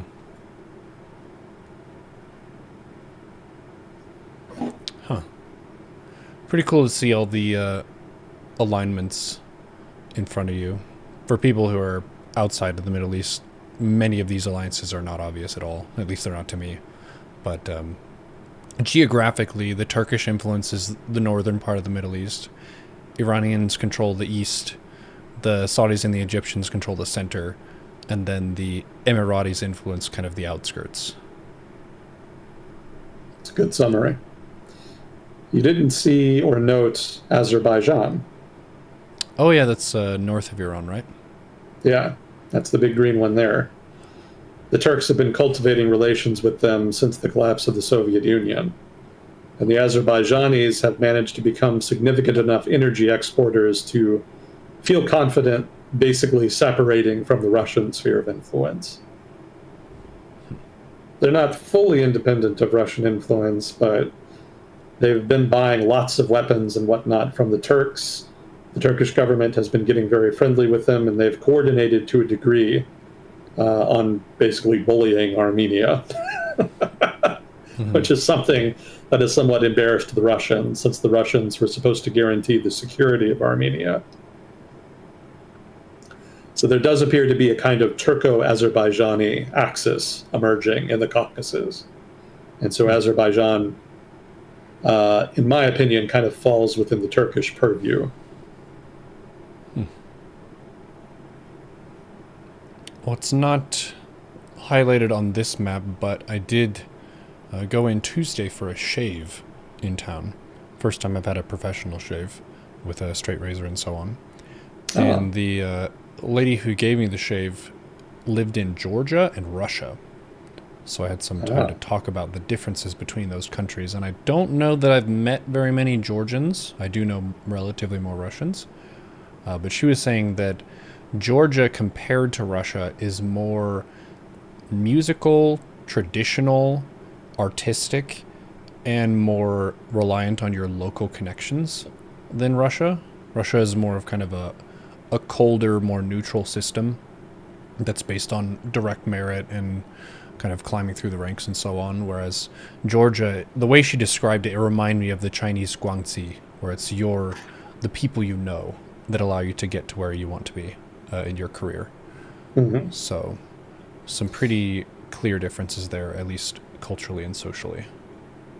Yeah, it's pretty common for sort of that Guanxi style to be prominent in developing countries, obviously to varying degrees. Russia has relatively more developed institutions, being just sort of an older state and more built up over time.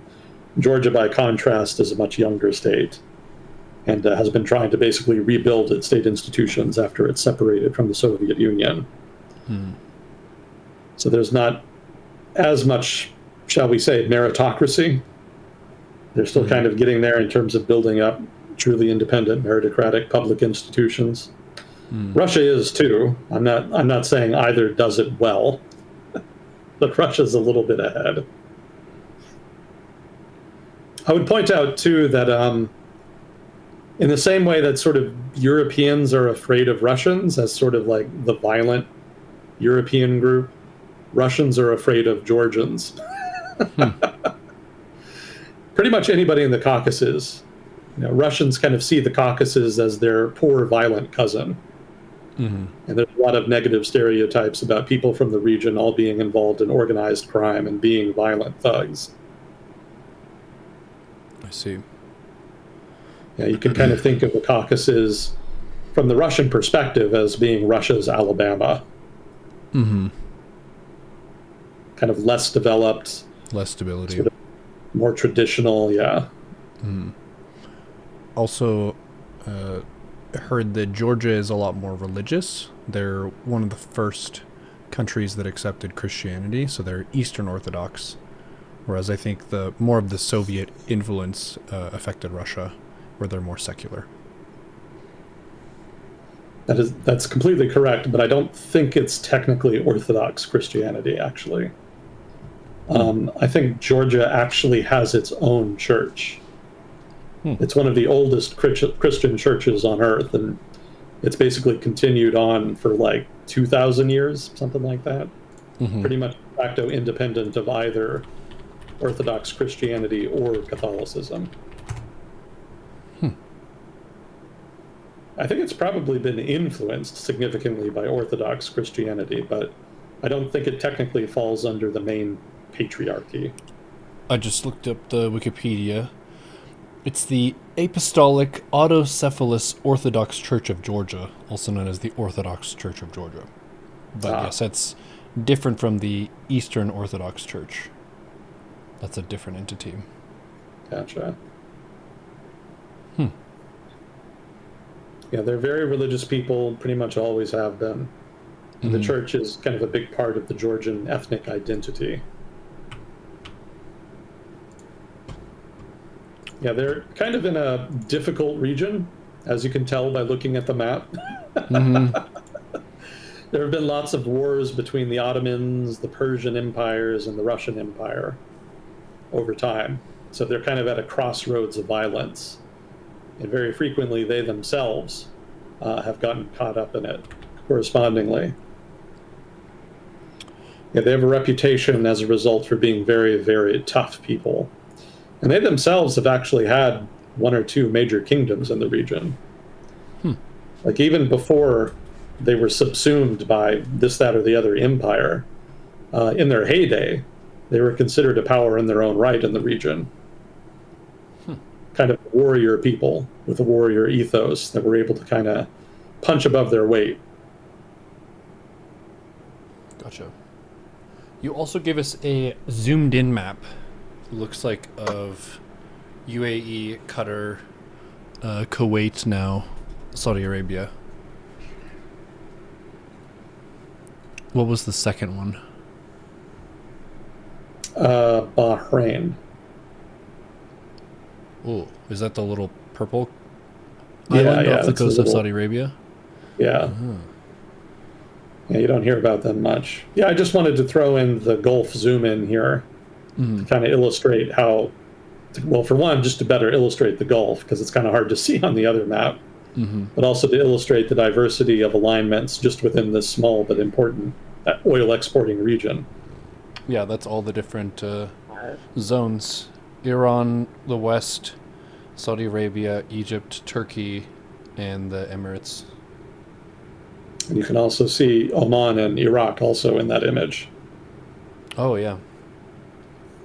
Iraq is by Kuwait, and then Oman is by the Emirates. Yeah, so they're all kind of crammed together into that one space. And when you hear about the Middle East being a major oil exporter, keep in mind that almost all of that oil is a single large oil field that exists in the Persian Gulf. So this is the oil producing region for all countries there. The oil is under the water, it's not under the land? It's under both the land and the water. It's an extensive oil field.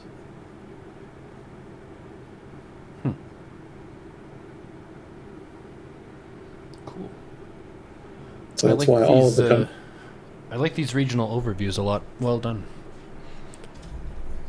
I thought it might be fun, and I didn't have much else to get to, and it gave me an excuse to kind of do an update on the region, which I actually haven't done yet, come to think of it. Good stuff. Yeah, I like when we get into a region and I don't know shit about it, so every little bit of influence. Some of them are reminders of things I remember, but yeah, a lot of the smaller countries are under the radar for the American news cycle. Yeah, I need to talk about Syria, because there's been big goings on there the past week. So to give you kind of the background, during the Syrian civil war, the United States kind of, sort of, backed the opposition, but not really. It was The Obama administration was not very enthusiastic about it. Let's put it like that. They didn't actually give a shit, but they did want to do something. So there was a very half-assed effort on the part of both the CIA and the Defense Department separately, as you might remember, to back the opposition. And it went exactly nowhere. But two residual effects of that kind of lasted past the failure of the American intervention. One was El Tanf, which was a base that was set up just across the Jordanian border in Syrian territory with the cooperation of the Jordanian government. That still exists today, as far as I know. The Jordanians and the Americans there have not withdrawn from that territory. So that's an area of territory the new government and the previous Assad government did not exert a sovereignty over. But the more relevant one for me today is the Kurds in the northeastern part of Syria. When the Islamic State popped off back in 2014, the United States teamed up with Kurdish militias in northeastern Syria to fight them. And the Kurdish militias there had already been active on account of the Syrian civil war, but they were not active participants in the war itself. They had actually declared neutrality and were mostly focused on trying to govern their own territory. The authority of the Syrian government had basically collapsed there. They were still nominally present, but they didn't have, the backing of the military or the police like they had in the heyday of the Assad regime. And so the Kurdish militias came to the fore and set up basically their own structure of government. That was the famous Rojava governments. People on the far left might remember reading about them. They were sort of these idealist, almost utopian, decentralized confederations. It was a little bit complicated, but they were nominally far left in ideology. And so some people on the far left kind of got to be invested in their well-being. That's a whole conversation unto itself. Without getting into that, basically the United States allied with the Kurds to fight a common enemy. Not the first time it's happened.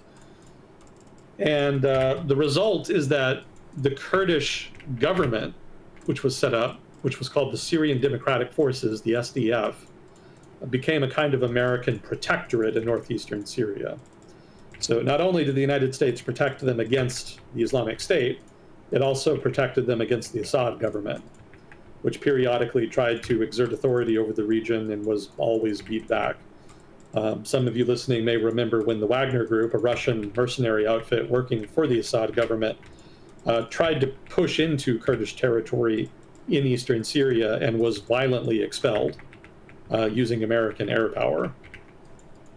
So it was a pretty thoroughgoing protectorate. Like, you could not mess with the Kurds in eastern Syria on account of the American protection. And it wasn't ever really clear how long that American investment was going to last. Nominally, it was just supposed to last until the Islamic State could be dealt with. But like a lot of forever wars in the region that the United States got involved in, that became an open-ended commitment that is ongoing even today. There was a time when the Trump administration, the first Trump administration back in 2016 and 2017, I should say 17, he wasn't inaugurated until 17, 2017 and 2018 flirted with the idea of withdrawing from eastern Syria, but the US military basically convinced him not to. However, the Erdogan government in Turkey did convince him to withdraw partially from the northern part of eastern Syria along the border with Turkey, which then resulted in the Turkish army and Arab allies in western Syria flooding into that area, much to the chagrin of Kurdish allies in eastern Syria. That was still today seen as a betrayal. Well, the Trump administration is at it again. They're fucking over the Kurds again. The Trump administration is on relatively good terms with the revolutionary government in Syria right now. For whatever reason, Trump thinks he has some kind of personal relationship with Sharad. And the Sharad government insists that they need to exert authority over all Syrian territory, up to and including Kurdish territory in the northeast. Now, I had read that we even talked about them kind of fighting with Kurds in Aleppo. There was some fighting in a Kurdish enclave there. That fell outside of the traditional American protectorate, which only covered Kurdish territories east of Syria, east of the Euphrates River. Kurdish territories west of the Euphrates River were not covered, and they were kind of on their own. But they had managed to hold their own even against the Assad government and Turkish-backed militias all throughout the Syrian civil war. But with the civil war over, the new government has started to put pressure on them, and they eventually were pushed out, generally with the mediation of the U.S. government, kind of negotiating their withdrawal. So that led to them withdrawing east of the Euphrates River. More recently, in the past week, the Syrian government has now started pushing up to the Euphrates River, which is territory that they had not previously controlled. That much I had read before our last segment last week. I had assumed that they would stop at the Euphrates River, and so I didn't really think it was worth talking about. However, as I found out after the segment ended, they in fact have pushed past the Euphrates River into the territory that had been the traditional purview of American protection. And the Kurds have withdrawn from most of that territory now to the core Kurdish enclave territories in the far northeastern corner of Syria. So that's a major withdrawal. That's a major change in terms of the ground, who's controlling what territory in Syria. The Kurds have de facto controlled all of the Syrian territory east of the Euphrates, short of the territory they lost to the Turkish incursion in the first Trump administration, for the entirety of the Syrian civil war, which, mind you, is more than a decade long. And now they've lost almost all of it in just a handful of days. The Syrian government has pushed through and taken major cities like Raqqa, major oil fields, like everything worth taking, and more they have taken in eastern Syria now. That's not necessarily a bad thing. It was pretty much inevitable they were going to get control of most of Syria one way or the other. The only question was what the terms would be. The Kurds were insistent that the terms of their reincorporation into Syria would be favorable to the Kurds. But they needed implicit American backing for that to work, and they've effectively lost that. It seems the U.S. government has now switched the emphasis of its support in Syria away from the Kurds and towards Damascus and the new government there. And the result is that the Kurds have lost significant territory and significant leverage. The Sharad government, for its part, is saying that they have guaranteed that Kurdish will be an official language in Syria, which was one of the demands that had been made by Kurds. But beyond that, he's standing by demands that the Kurds disarm and incorporate themselves into the Syrian army, and otherwise allow the Syrian government to reassert its authority over all of their territory.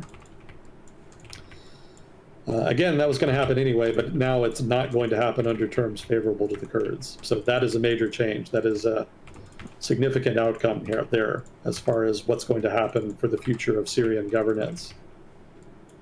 And as I said before, once again, this is a recurring pattern. The United States has fucked over the Kurds. We fucked them over after the Gulf War. We fucked them over in 2018, and now it's happening a third time. Sorry, Kurds.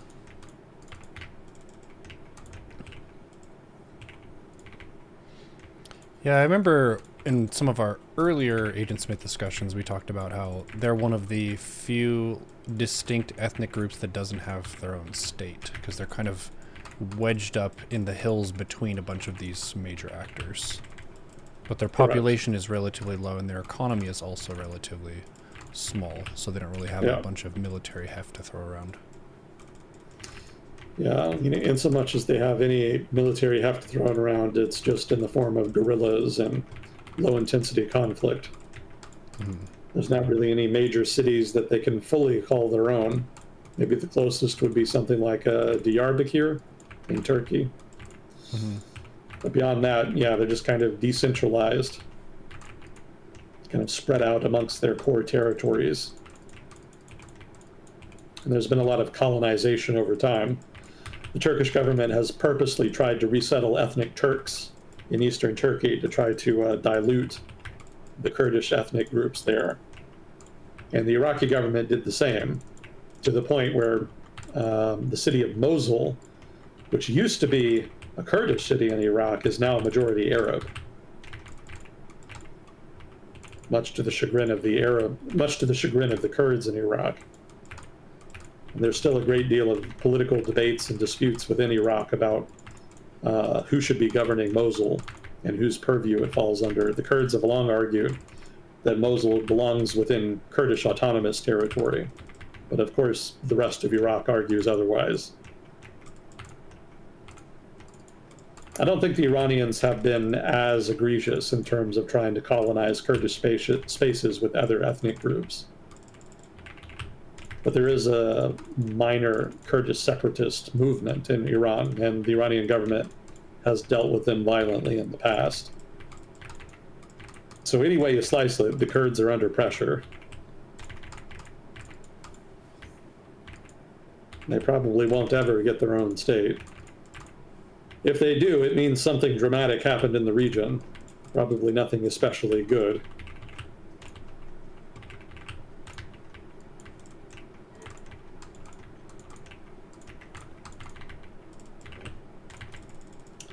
If you want some trivia on the Kurds as an ethnic group, you may be interested to know that they are actually part of the Indo-European language and ethnic group. So they're not Arab, and they're not Turkish. They have more in common with Europeans and Iranians.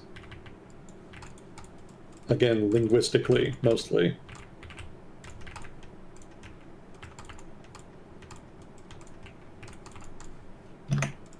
Today I learned.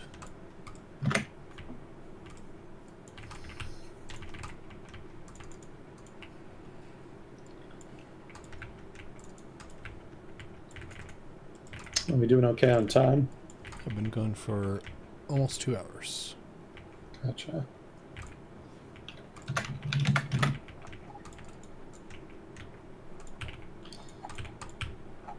Well, I guess I could do a couple more Middle East things here. Sure. So I already talked about the big news out of Syria. People might find it interesting to hear an update on Iraqi politics, which is not something I feel is reported on much in the West. So there was maybe not recently, it's like 6 months ago, there was an election in Iraq. And they're still kind of hashing out the outcome of that.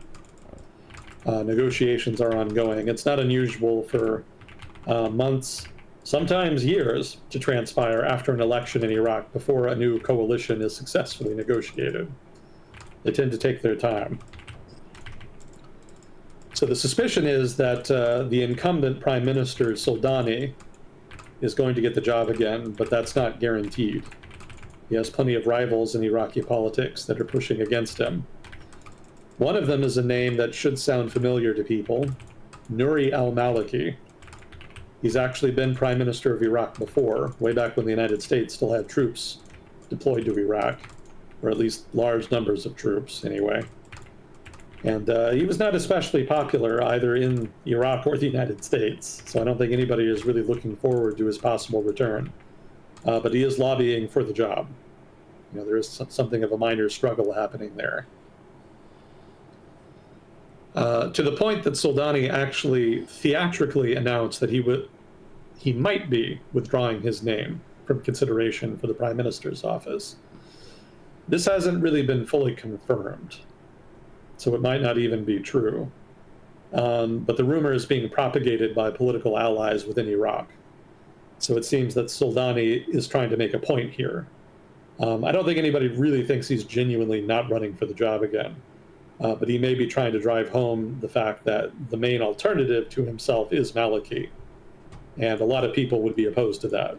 So he could be kind of, in a circumspect way, trying to build support for himself by painting himself in contrast to his main rival, which, again, favorable contrast for him. Don't vote for me. I really don't want power.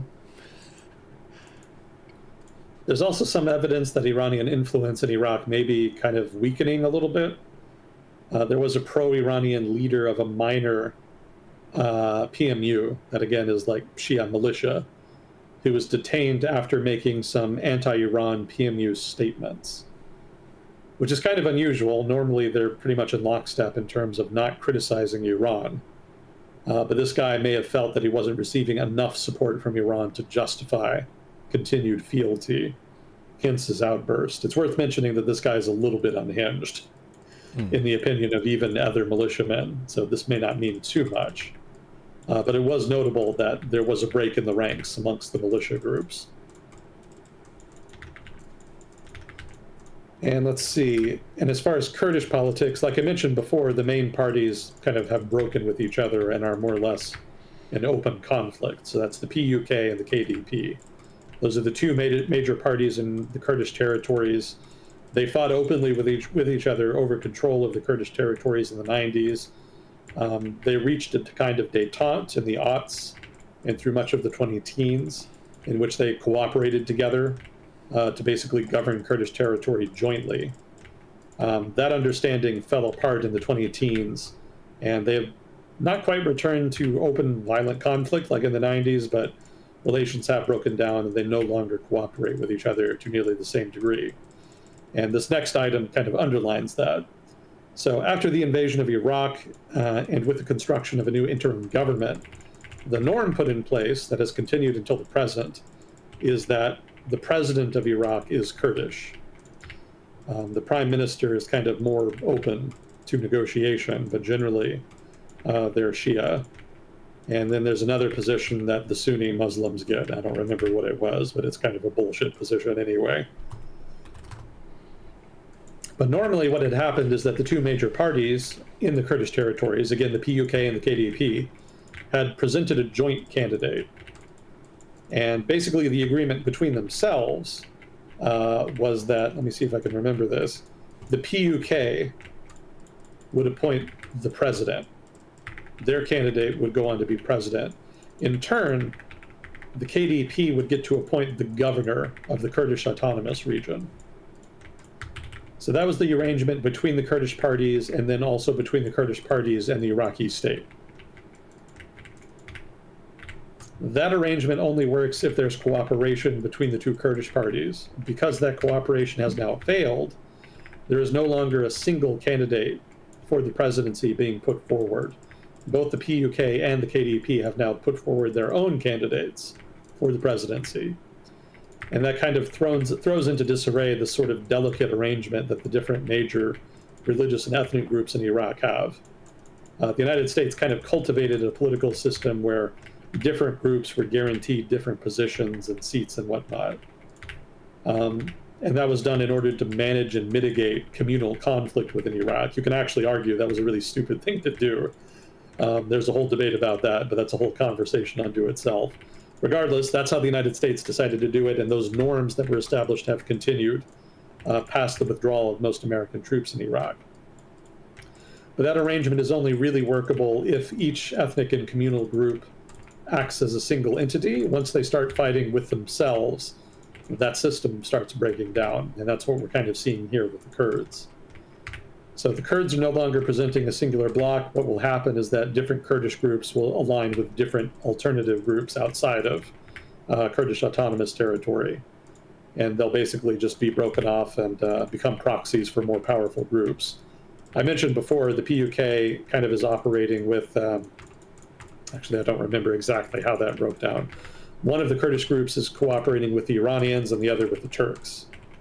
And so to a degree, they've already become proxies, but within Iraqi politics, they could kind of further denigrate their own leverage by becoming proxies of different political actors within Iraq, as well as with actors without Iraq. So not a great time for the Kurds right now. Their own solidarity is breaking down, which is going to weaken their leverage, and they're also losing ground in Syria.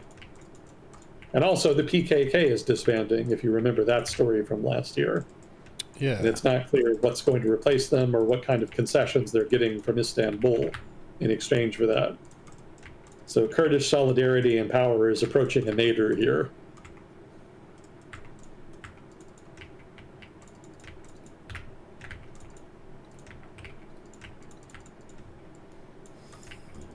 Now, let's see, what else did I have here? Yeah, I guess that's it for Iraq. So lots of drama happening.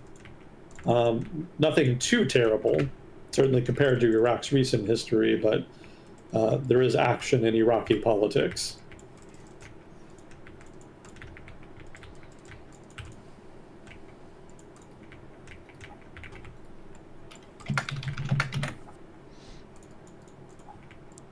We made a pretty big power vacuum unseating Saddam Hussein. Yeah, unfortunately so.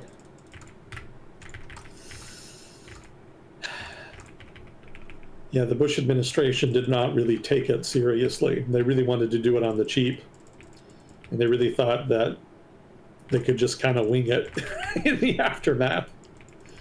Blow in, knock down the government, set up a new one, and then go all within a year. That was the original plan. And they just did not take it seriously. The whole thing was just a joke. And the results speak for themselves in that regard. You know, it's unfortunate because if they had just knocked down a totalitarian government and replaced it with a nominally democratic government, like it wouldn't have been nearly as bad. People still would have complained. It still would have been ugly. But at least there would have been the benefit of a stable, better government in Iraq. As was, they shit the bed in like every way possible. Like Iraq did not end up with like a functional, non-violent political system. The United States did not establish the precedent that it could knock down governments easily, such that it could enhance the credibility of American threats to rival states in the region. They didn't set up Iraq as like a reliable ally against Iranian pressure. Like the whole thing was a total shit show, strategically speaking. But it was also a missed opportunity in a way. Like, what would have happened if the Bush administration actually had taken the planning of the post-war situation in Iraq seriously? It could have been very different, I would argue. But we're never going to know. And the result is that there is sort of this permanent dislike in American politics for interventionism of any kind whatsoever. And meanwhile, the people that were originally responsible for the poor planning, as well as the general realist foreign policy perspective that led to it, have largely gone unpunished and even unnoticed. Like they're effectively back in power with the Trump administration, both iterations of it.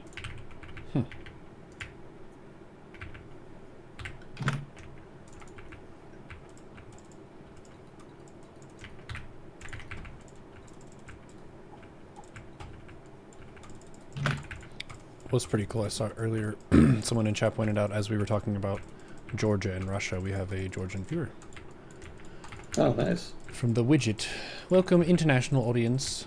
Thank you for your perspectives. Yeah, Georgia kind of had a moment where it looked like it might be able to break out and maybe not reach middle income status, but might be able to reach a point where its governance and economy were at par with something, say, in the more prosperous parts of Eastern Europe.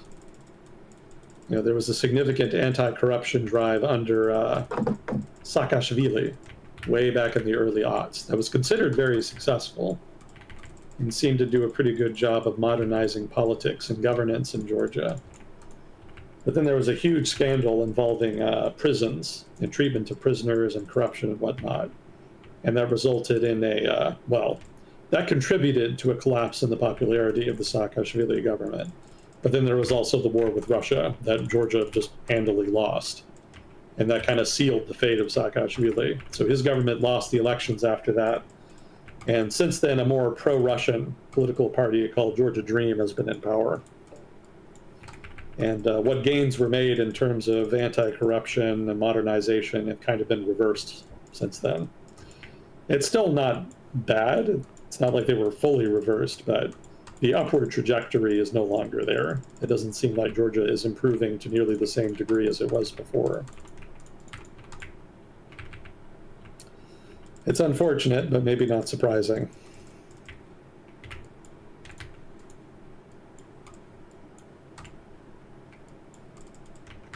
I would point out here that Saakashvili was not entirely popular. Like I don't think anybody doubts his achievements, but at the same time, he's always been a controversial guy.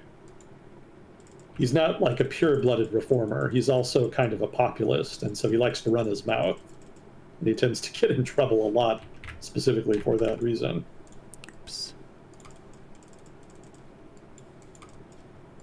He's still kicking around Eastern Europe.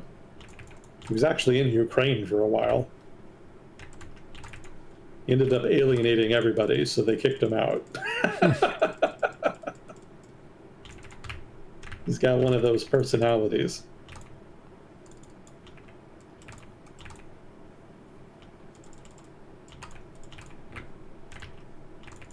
Well, there might be new elections in Japan.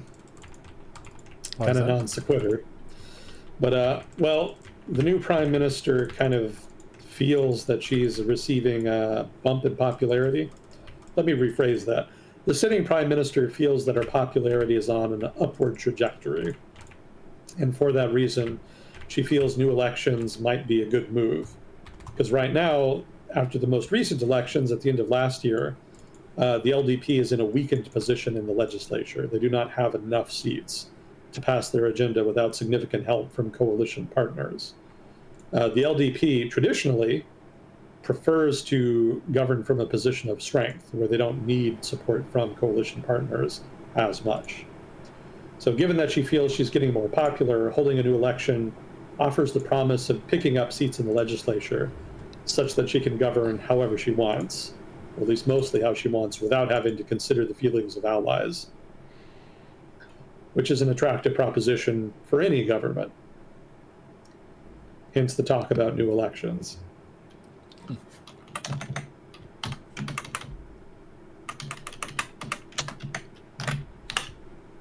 Oh, also the drama with China has bolstered her popularity. China is still pretending to care. Sorry, what? What's the drama with China? Oh, well, I think it was like January this year or so. The Prime Minister of Japan, Takeichi, she was doing an interview in which she was asked about Taiwan. And she either accidentally or on purpose broke with the norm in which the Japanese government maintains ambiguity about what it would do in the event of a conflict over Taiwan. Instead, she just kind of came out and said that they would come to Taiwan's aid because Chinese aggression vis-a-vis Taiwan would be a threat to Japanese national security. I'm paraphrasing there, by the way, but that was the gist of it. And that's basically an invitation to Chinese, maybe not aggression, but a Chinese crash out. Let's put it like that. Performative outrage.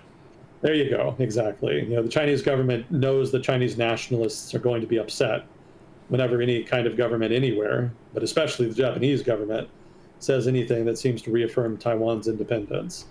And so whenever it happens, the Chinese government feels the need to engage in some kind of performative outrage in which they reassert their sovereignty over Taiwan and try to punish the country that is transgressing. So Takeichi's comments about Taiwan inspired such a reaction, and the Chinese government has been taking little steps here and there to try to punish Japan. They tried to crack down and prevent Chinese tourists from going to Japan. I think they made it relatively more difficult for Japanese tourists to come to China. It's nothing especially dramatic. Again, it is mostly just political theater. There's definitely stuff China could do that would go a lot harder in terms of punishing Japan.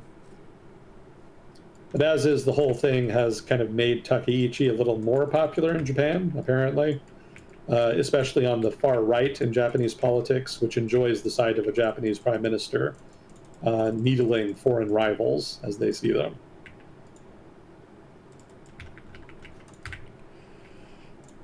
Yep, they love that nationalism, patriotism, taking space for the nation by talking shit. We don't need you. In fact, we would defend other people against you. Bah! God bless you. Oh shit, you weren't supposed to hear that. That's okay. I thought I had it muted.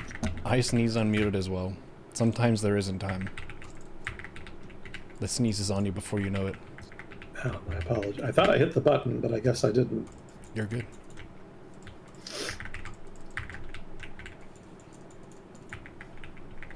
There was interest in the chat after we did the map of the Middle East to see the major players and alliances of the Far East. That could be I could do that now if you want to wait a minute or two. Sure. I'm assuming they want a map. Oh yeah, people love maps. I like maps too because it refreshes you on what the countries even are. There you go. Let's see. Far East, Jan 25. Do we want to include Southeast Asia here, or are we just doing like Northeast Asia? Yeah, I do Southeast too. All right. What color do you want China? China should be red. Really? All right. Isn't that their I flag? generally go yellow. Yellow is the color of monarchy in China. Sure. Yellow works. It's generally associated with authority and power. Gold. Wealth, abundance. Yeah, the emperors of pre-revolution China, basically the previous dynasties of China, placed a lot of restrictions on the use of the color yellow, specifically because it was considered the color of the empire, the imperial government. Wow, early copyright law. Yeah, something like that. Trademark the yellow color.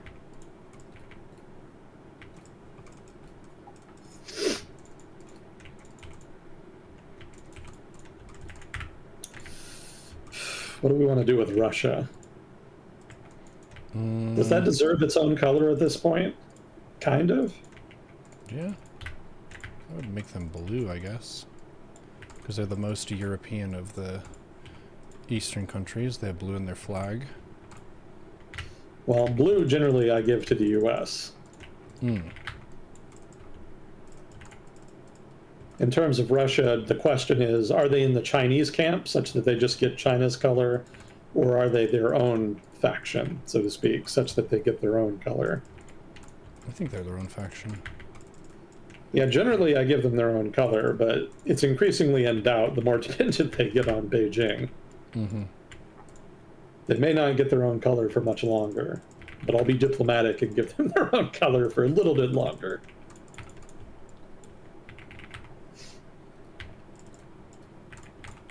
Okay, let's see. What do we got?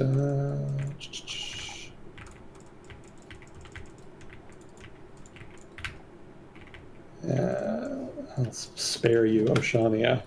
Nobody cares about Oceania. Unless you're Australian, in which case it's probably in the news more, but Americans, not so much. I think most Americans barely remember Oceania exists 90% of the time.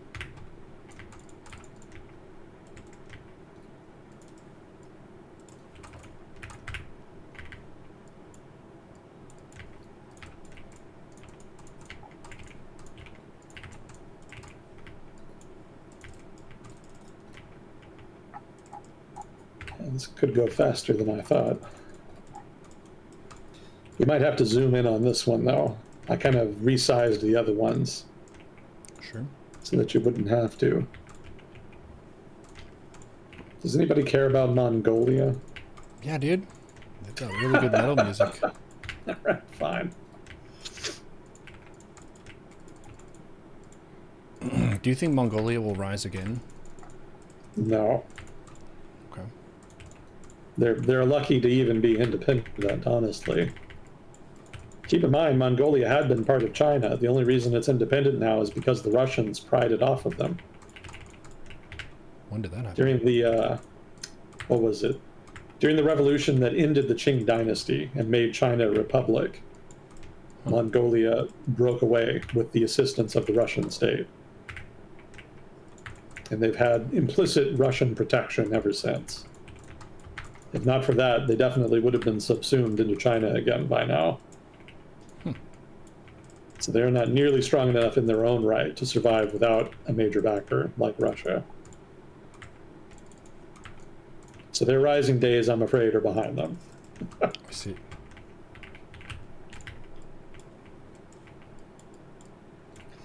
Yeah, this one is not going to be as exciting as the other one. Why is that? There's not as much drama. Generally, states in the region are more cooperative, at least as far as respecting each other's sovereignty. You don't see that as much in the Middle East. Sovereignty in the Middle East is more of a suggestion than a rule.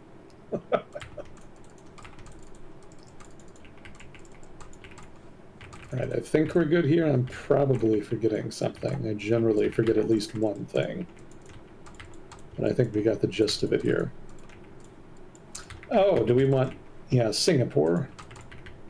Singapore doesn't show up on these maps very well because it's so tiny.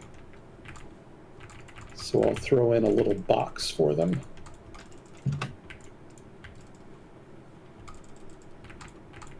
There we go.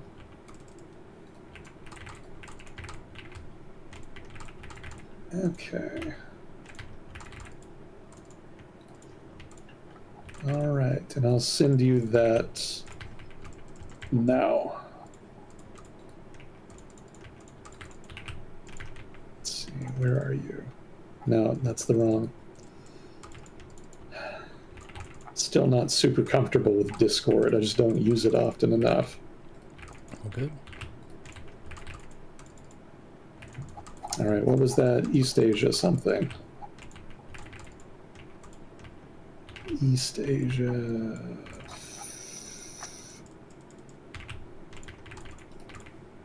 Oh, shit.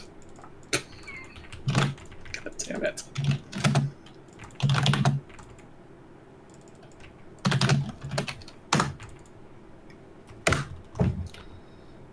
Accidentally saved over my master copy.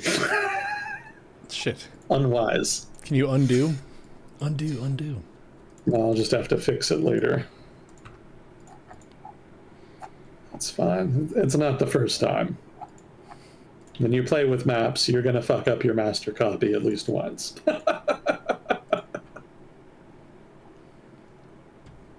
There it is. Okay, there you go. There's your map. Nice. Let's see it. East Asia alliances. Save this. Perfect. Oh, fuck. Specifically because this is not the first time I have fucked up my master copy, I actually have a backup master copy. Good. It's a good habit. It's a good habit, it's just always embarrassing. You'd think I'd know better by now. Okay, we have it up. See, Russia in the north in the orange. Mongolia is gray, which you've used for neutral before. Yeah, light gray is more neutral here. Dark gray is indicative of Indonesia as a regional power. They don't really fall into anybody's sphere of influence. They kind of are. They kind of are their own power in the region and do their own thing. Mm. But they also, even as a regional power, don't align with anybody. They generally keep to themselves for the most part.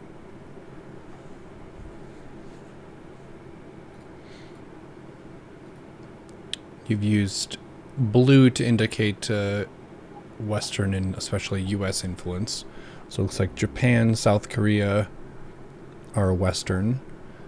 Thailand, I think that is, also Western influence. Correct. Thailand has a mutual defense treaty with the United States. It hosts some American forces, although I don't think it's very many these days. And also they receive a favored status as far as procuring weapons from the United States, training of officers, you know, all the works.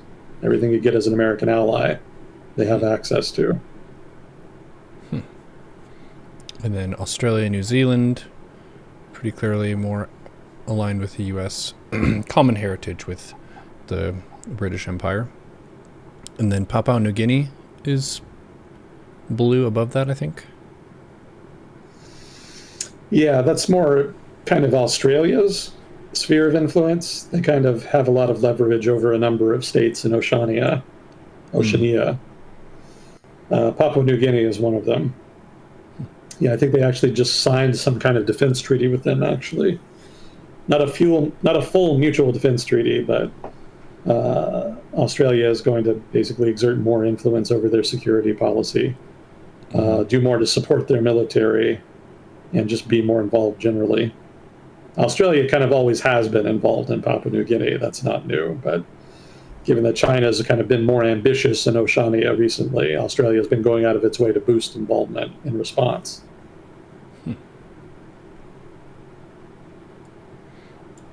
And then you said Indonesia is this dark gray. These are the Philippines, south of Taiwan, right? Yes. That's another mutual defense treaty ally of the U.S. I heard that there was at one point an opportunity for the Philippines to be added to the U.S. as a state. There was discussion about it for a while in the early 20th century, but ultimately it went nowhere. A lot of Filipinos came to the U.S. as laborers when it was an American territory, and American labor in the continental United States did not like that. They didn't like the competition. And so one of the main proponents for Filipino independence within the United States was actually American labor, specifically because they didn't want more Filipinos coming here competing for their labor, or competing for the same jobs, rather. Mm. It would be pretty wild if they had become a state. The Philippines has 100 million people now, probably even more, actually. So obviously, that would have a significant impact on voting outcomes in the United States as far as national elections. Let's see, if the Philippines and the United States were together, if the Philippines were incorporated into the U.S., the Filipino population alone would account for about 1/4 of the entire U.S. population. Wow. Yeah, this area of the world is pretty densely populated in general, I think. Oh, Indonesia yeah, is very high definitely. population. I think Vietnam and Thailand are fairly dense. Taiwan is. China is. Exception would be Australia is fairly low population for the size of the continent. Um, yeah, that's accurate. Low population density as well as low overall population. Mm. I think Texas might actually have more people than Australia. And Indonesia is in the hundreds of millions, right? 280 million, thereabouts. No, wait, more like 250 million by now.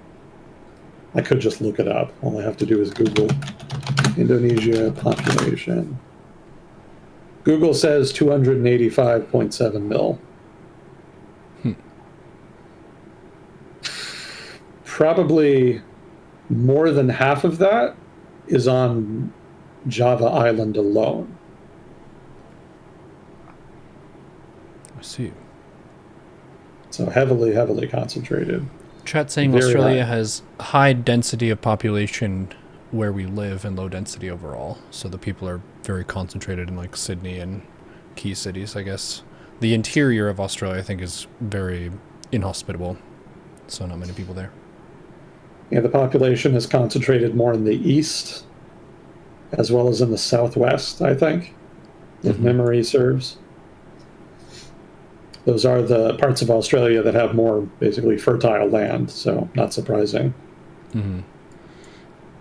There's a couple little blue islands off the tip of, what is this, Laos? Where is this? South of Thailand, there's a light gray country. Oh, Malaysia. Malaysia. Gotcha. Yeah, Malaysia encompasses not just the tip of that peninsula, but also the northern chunk of Borneo to its east. That's all one country. Yeah, there's a lot of Chinese influence there, just because they trade a lot with China economically. But the newish government in Malaysia is kind of more insular. The previous, more corrupt government, the status quo establishment government, was had relatively good relations with China. They didn't mind increasing dependence on China. It was kind of good for business. But the reformist government that came in more recently and is still in power is more skeptical about Chinese influence and has basically become more insular. That's not to say they've stopped trading with China. Obviously, that was never going to happen. But strategically speaking, they're basically non-aligned. They're not interested in like picking sides. in any kind of competition between the United States and China. They prefer to be left alone. And then I And they think used it's to be, Singapore is this little area that's highlighted oh in yeah, blue. the square. Mm-hmm. Yeah, they're not like a full American ally, but they do lean a lot more towards the United States than they do anybody else. And they do have some defense ties. I think there's like an officer exchange program. They purchase equipment from the United States. And they don't host any American military bases, but they have no qualms with allowing the U.S. Navy to visit pretty much whenever they want. They do have a StarCraft server. Do they? They do. I feel the ping every time. That's the worst ping server that is connected to the Americas region. I get about 220 ping to Singapore. And there are a decent number of players there. It's not super unusual at the right time of night to get a Singapore matchup or two. I think it's a better server for StarCraft players who are playing from India as well. And then these two countries looks like they're bordering Vietnam. Is that Cambodia and Laos? Correct. And those are Chinese influenced. Yeah, I kind of hesitated to color Laos yellow because Vietnam itself actually has a lot of influence over Laos. The Laotian Communist Party only was able to take power in Laos because of help from the Vietnamese Communist Party. And they continued to receive significant backing from Vietnam and also training from Vietnam. A lot of party officials in Laos continued to get training in Vietnam, as well as Laotian military officers. So Chinese economic influence has grown immense, mostly through its economic influence. There's a lot of Chinese tourists that go to Laos, especially on casinos along the border.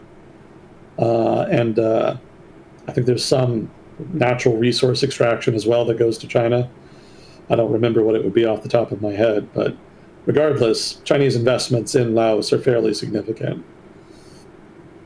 So I think it probably deserves to be considered in the Chinese sphere of influence, but it comes with an asterisk because Vietnam itself has traditionally been also a major influence there. Yeah, I was reading some history of Vietnam because someone asked why the south of Vietnam is wealthier when the north won the Vietnam War. And they were saying that the south of Vietnam historically was Cambodian, and Vietnamese gradually kind of settled down there and then assimilated the Cambodian population, but the traditional like core of Vietnamese history and heritage was more so in the north. But the south is more fertile, so it's just more economically strong. So I think that was the reasoning.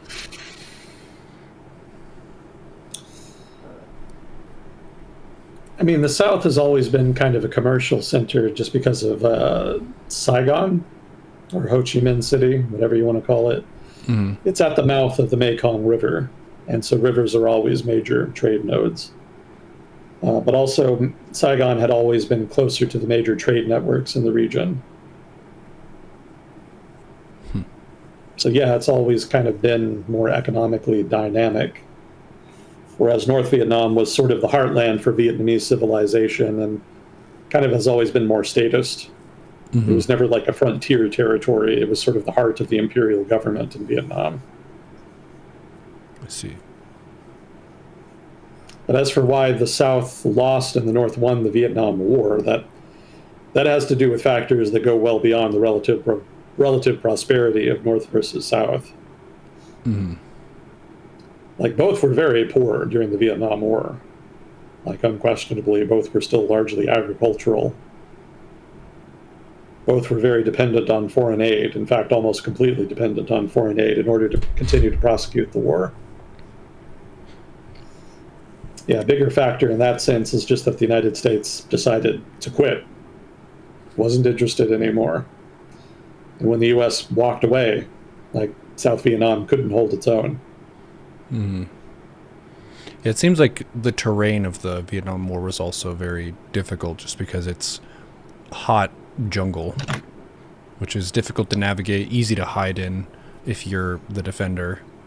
And then it was just generally difficult to tell combatant from civilian, because it's like they're very simply armed civilians for a lot of them. That's true. Just the fact that it was an insurgency made it inherently difficult to win that conflict. And the lack of legitimacy of the South Vietnamese government virtually made the outcome inevitable. That said, it's not actually the case that Vietnam is like completely covered in jungle. That's actually a common American misperception, mostly stemming from Vietnam movies in America that almost always take place in jungle regions of Vietnam. Specifically, let me see if I can remember this correctly. So the middle part of Vietnam is actually Central Highland. So it's more forest than jungle. And it's also relatively high altitude because it's hilly and mountainous there. Northern Vietnam, kind of similar, I think, in the southern part of North Vietnam, and then in the Red River Delta, it's kind of more settled and built up. A little more urban, and then more farms, especially rice fields. In the southern part of South Vietnam, the dominant geographic feature is the Mekong Delta, and that's like very wet, like lots of paddy fields, rivers, canals, etc. It's more on the western frontier of Vietnam, more so in the southern part of South Vietnam, that you see the jungles. I see. Yeah, the northern part of North Vietnam on the border with China is actually pretty wild because they have some unique geological formations there, which are like cylinders almost, but like giant cylinders. And there's a whole shit ton of them, like all along the border. Oh, are They those actually those make rock ones that they show in Dragon Ball Z? I don't know about that. I haven't seen enough Dragon Ball Z. Let me see if I can look it up for you. Let's see.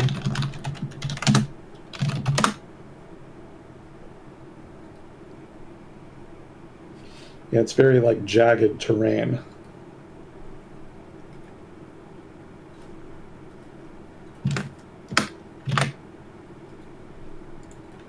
And the country colored in black is Myanmar, right? Yeah, that's in the middle of a civil war. It's kind of thoroughly fucked right now. So I gave it the color black just to indicate that it's a borderline failed state. Mm-hmm. Yeah, you probably can't exert external influence when you're having internal conflict. I sent you some pictures from Google.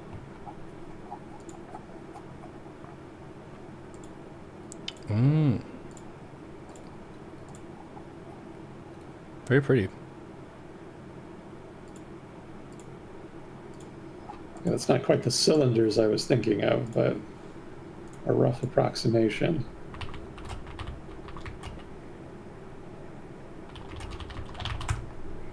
Does Vietnam still not have Google Maps? Limestone Yeah, karst formations. Maybe that's it. Oh yeah, I think I have a good picture of them.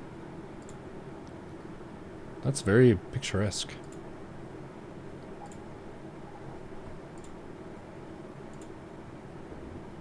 Yeah, they kind of made it difficult for China to invade when they went to war with Vietnam in the late 70s. Mm-hmm. A lot of natural bottlenecks out there.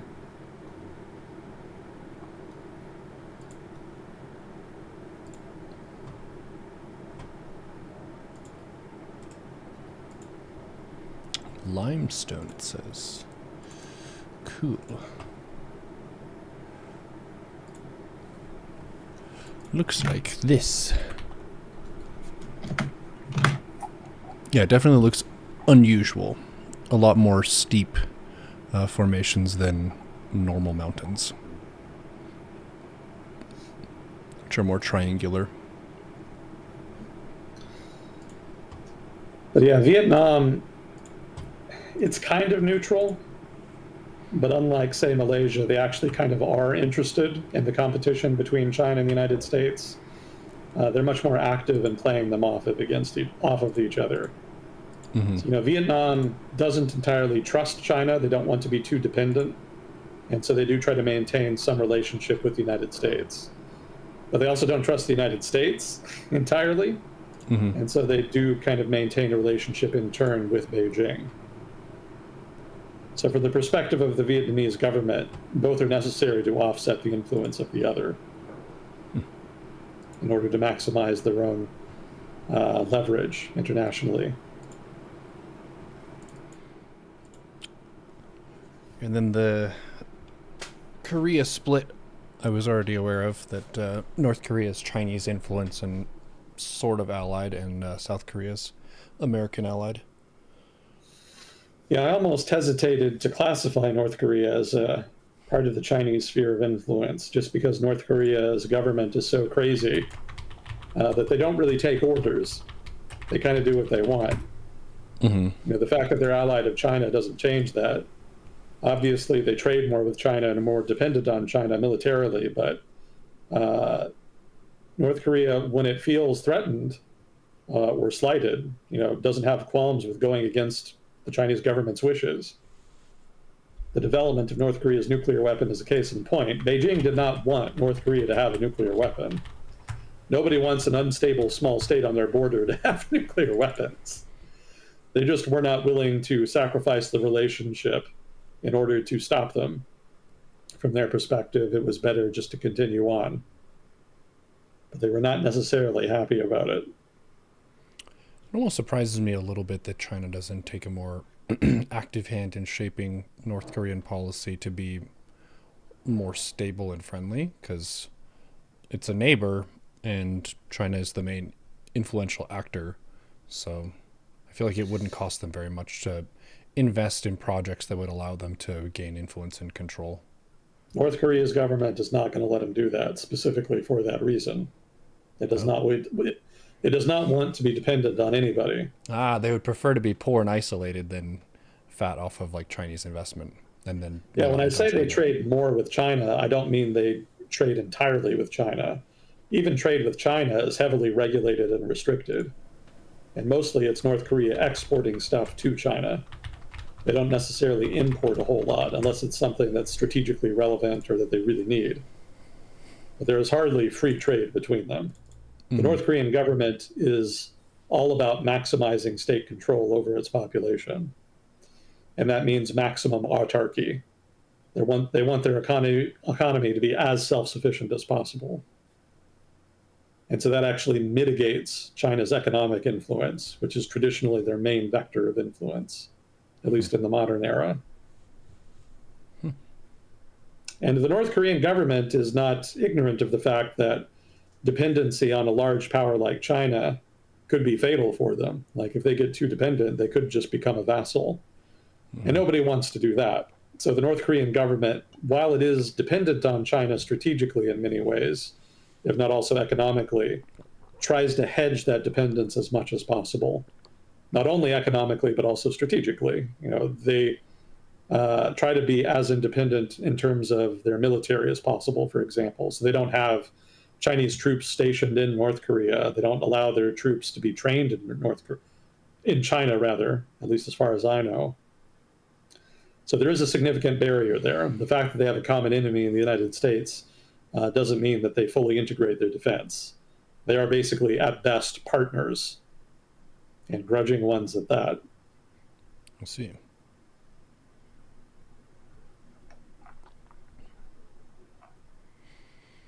But it seems like compared to the Middle East, the Far East is more stable. The alliances aren't changing that fast right now. It is now. It is now, and that's the result of a lot of work to make it stable. Mm. But in the early and even up into the mid 20th century, East Asia was known as a complete shit show. Mm. There was Chinese warlords, endemic civil war in China, war in Indochina, the Vietnam War, the Korean War. Uh, I mean, World War II, Japan invading China, and the broader East Asia. Yeah, it was a violent, violent place for a very long time, and it was actually known for that.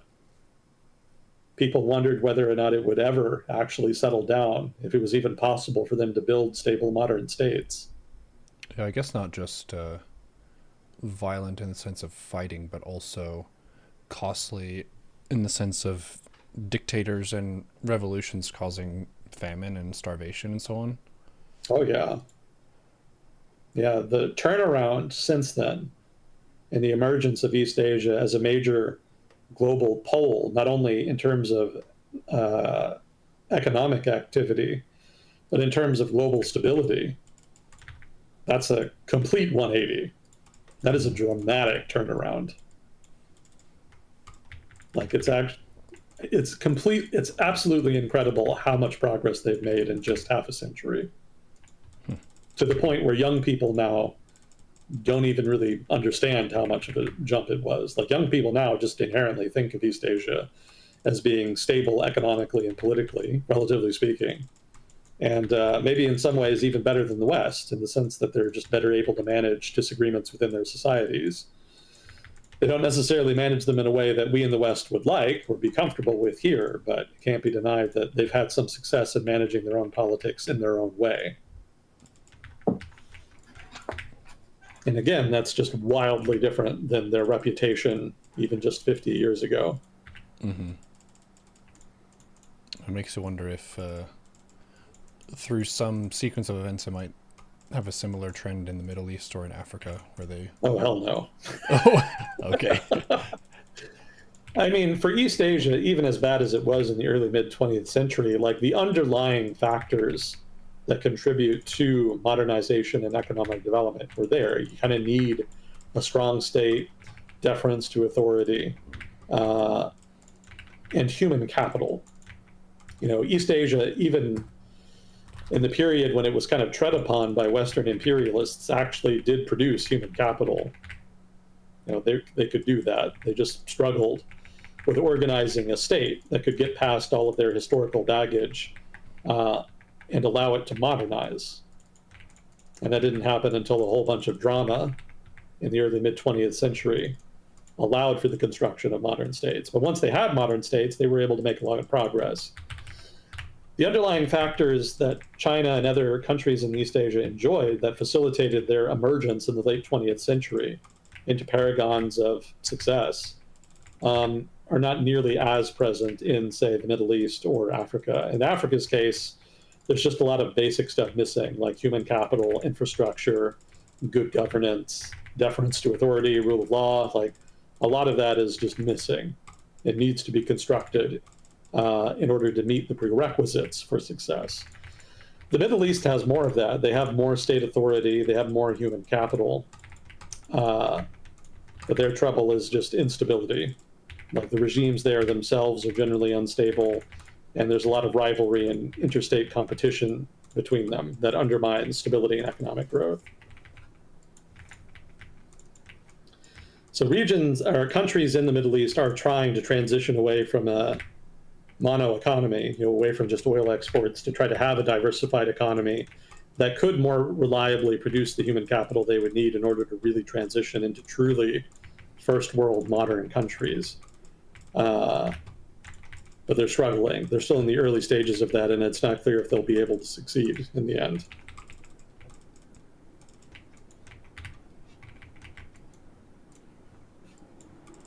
Let's see, so they don't really have the requisite ingredients that they really want.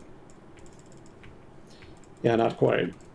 And really, for them to really progress, there needs to be an end to, the wars, which doesn't seem likely anytime soon. So I'm afraid they're kind of going to be in the doghouse, developmentally speaking, until then.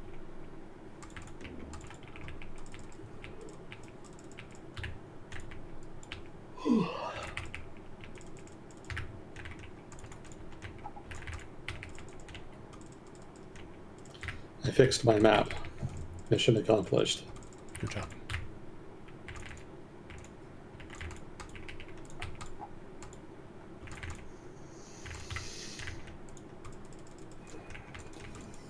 Oh, are you in the middle of a match? Yeah. If we're close to wrapping, I'm down to end early, as you wish. I mean, we're at pretty close to the 3 hour mark, aren't we? Yes, sir. I don't know if you have any funny stuff. I think I actually did somewhere. Let me check.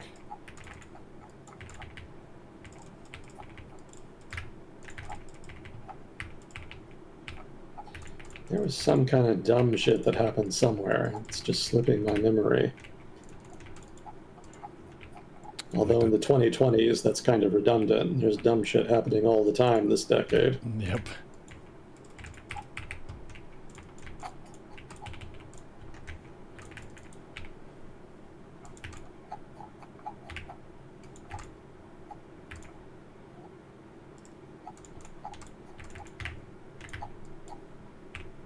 Maybe I've got it in my other notes.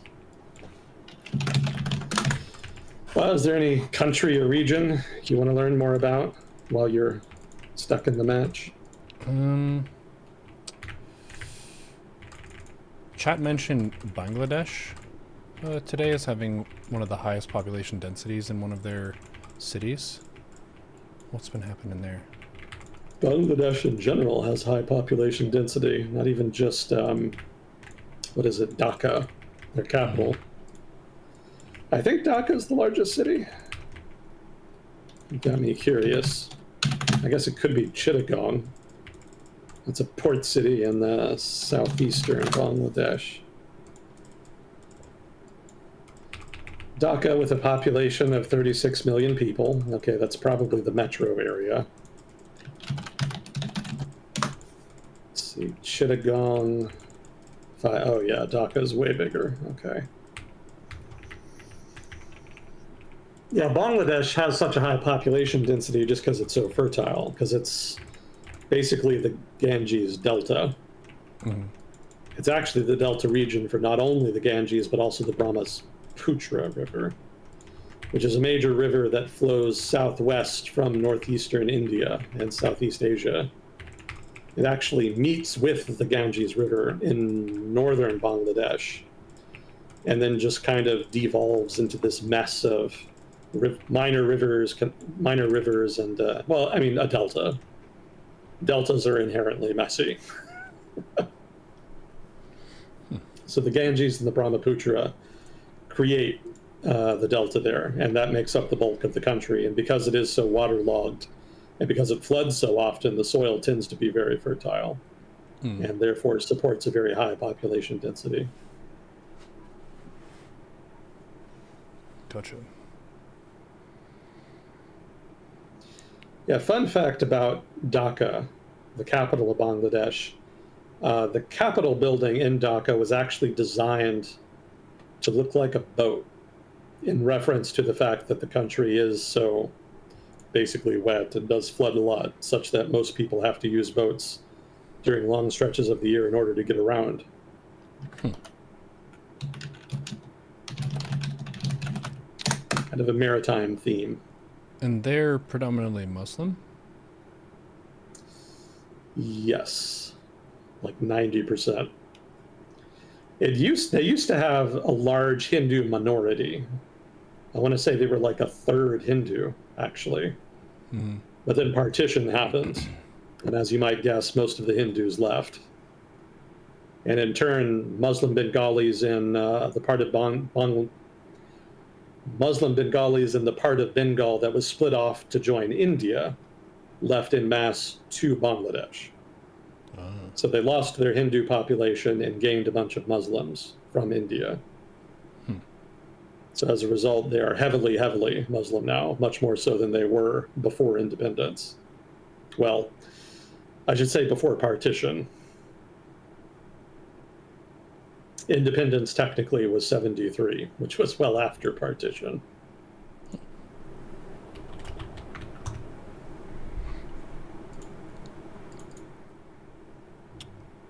A friend from Australia said the right-wing coalition party of Australia is imploding again, and some of the people leaving are going to the far-right party.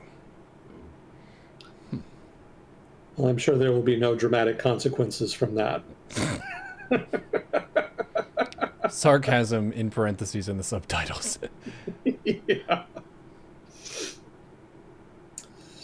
Yeah, didn't the far right already kind of get their choice of candidate in the last election? Or was he just sort of more generically right wing? I do not recall.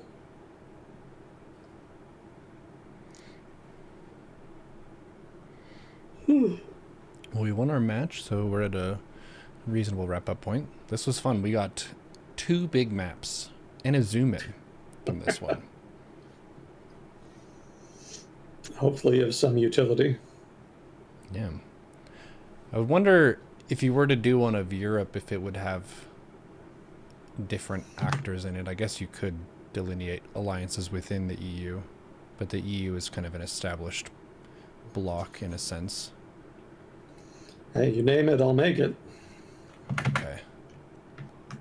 Well, we can only do this so often, because if you're doing a region, then it's kind of going to be running its course until something major changes. But yeah, we could do it for South America. It would be interesting to see what countries influence them. I guess the United States for most of it. And then Africa probably has some carryover from the colonial period. But then also Middle Eastern influence near there. And I think there's been some Chinese investment, but I would guess it's pretty minor. Pretty significant Chinese investment, but Beijing hasn't been able to leverage it into much. Mm-hmm. They lend money that doesn't get paid back. They start investments that don't go anywhere. It hasn't really been fruitful, exactly. Chinese influence is probably more substantive in terms of the actual Chinese entrepreneurs that go there and start businesses. I see. Yeah, they've often become pretty prominent in the local business communities. Sometimes it gets them in trouble. Some of the natives don't like competing with foreigners in their own country, commercially speaking. And then the nationalists will throw a hissy fit about it. I've heard that in other places too. Yep. They're stealing our jobs. Oh, man. If you think the immigration debate in the United States is bad, you should see what goes on in South Africa. Yeah. Yeah, the nationalist xenophobic element in their politics is especially vocal. They do not hold back. I see. Oh, God, I'm going to send you a video. That's too funny not to send.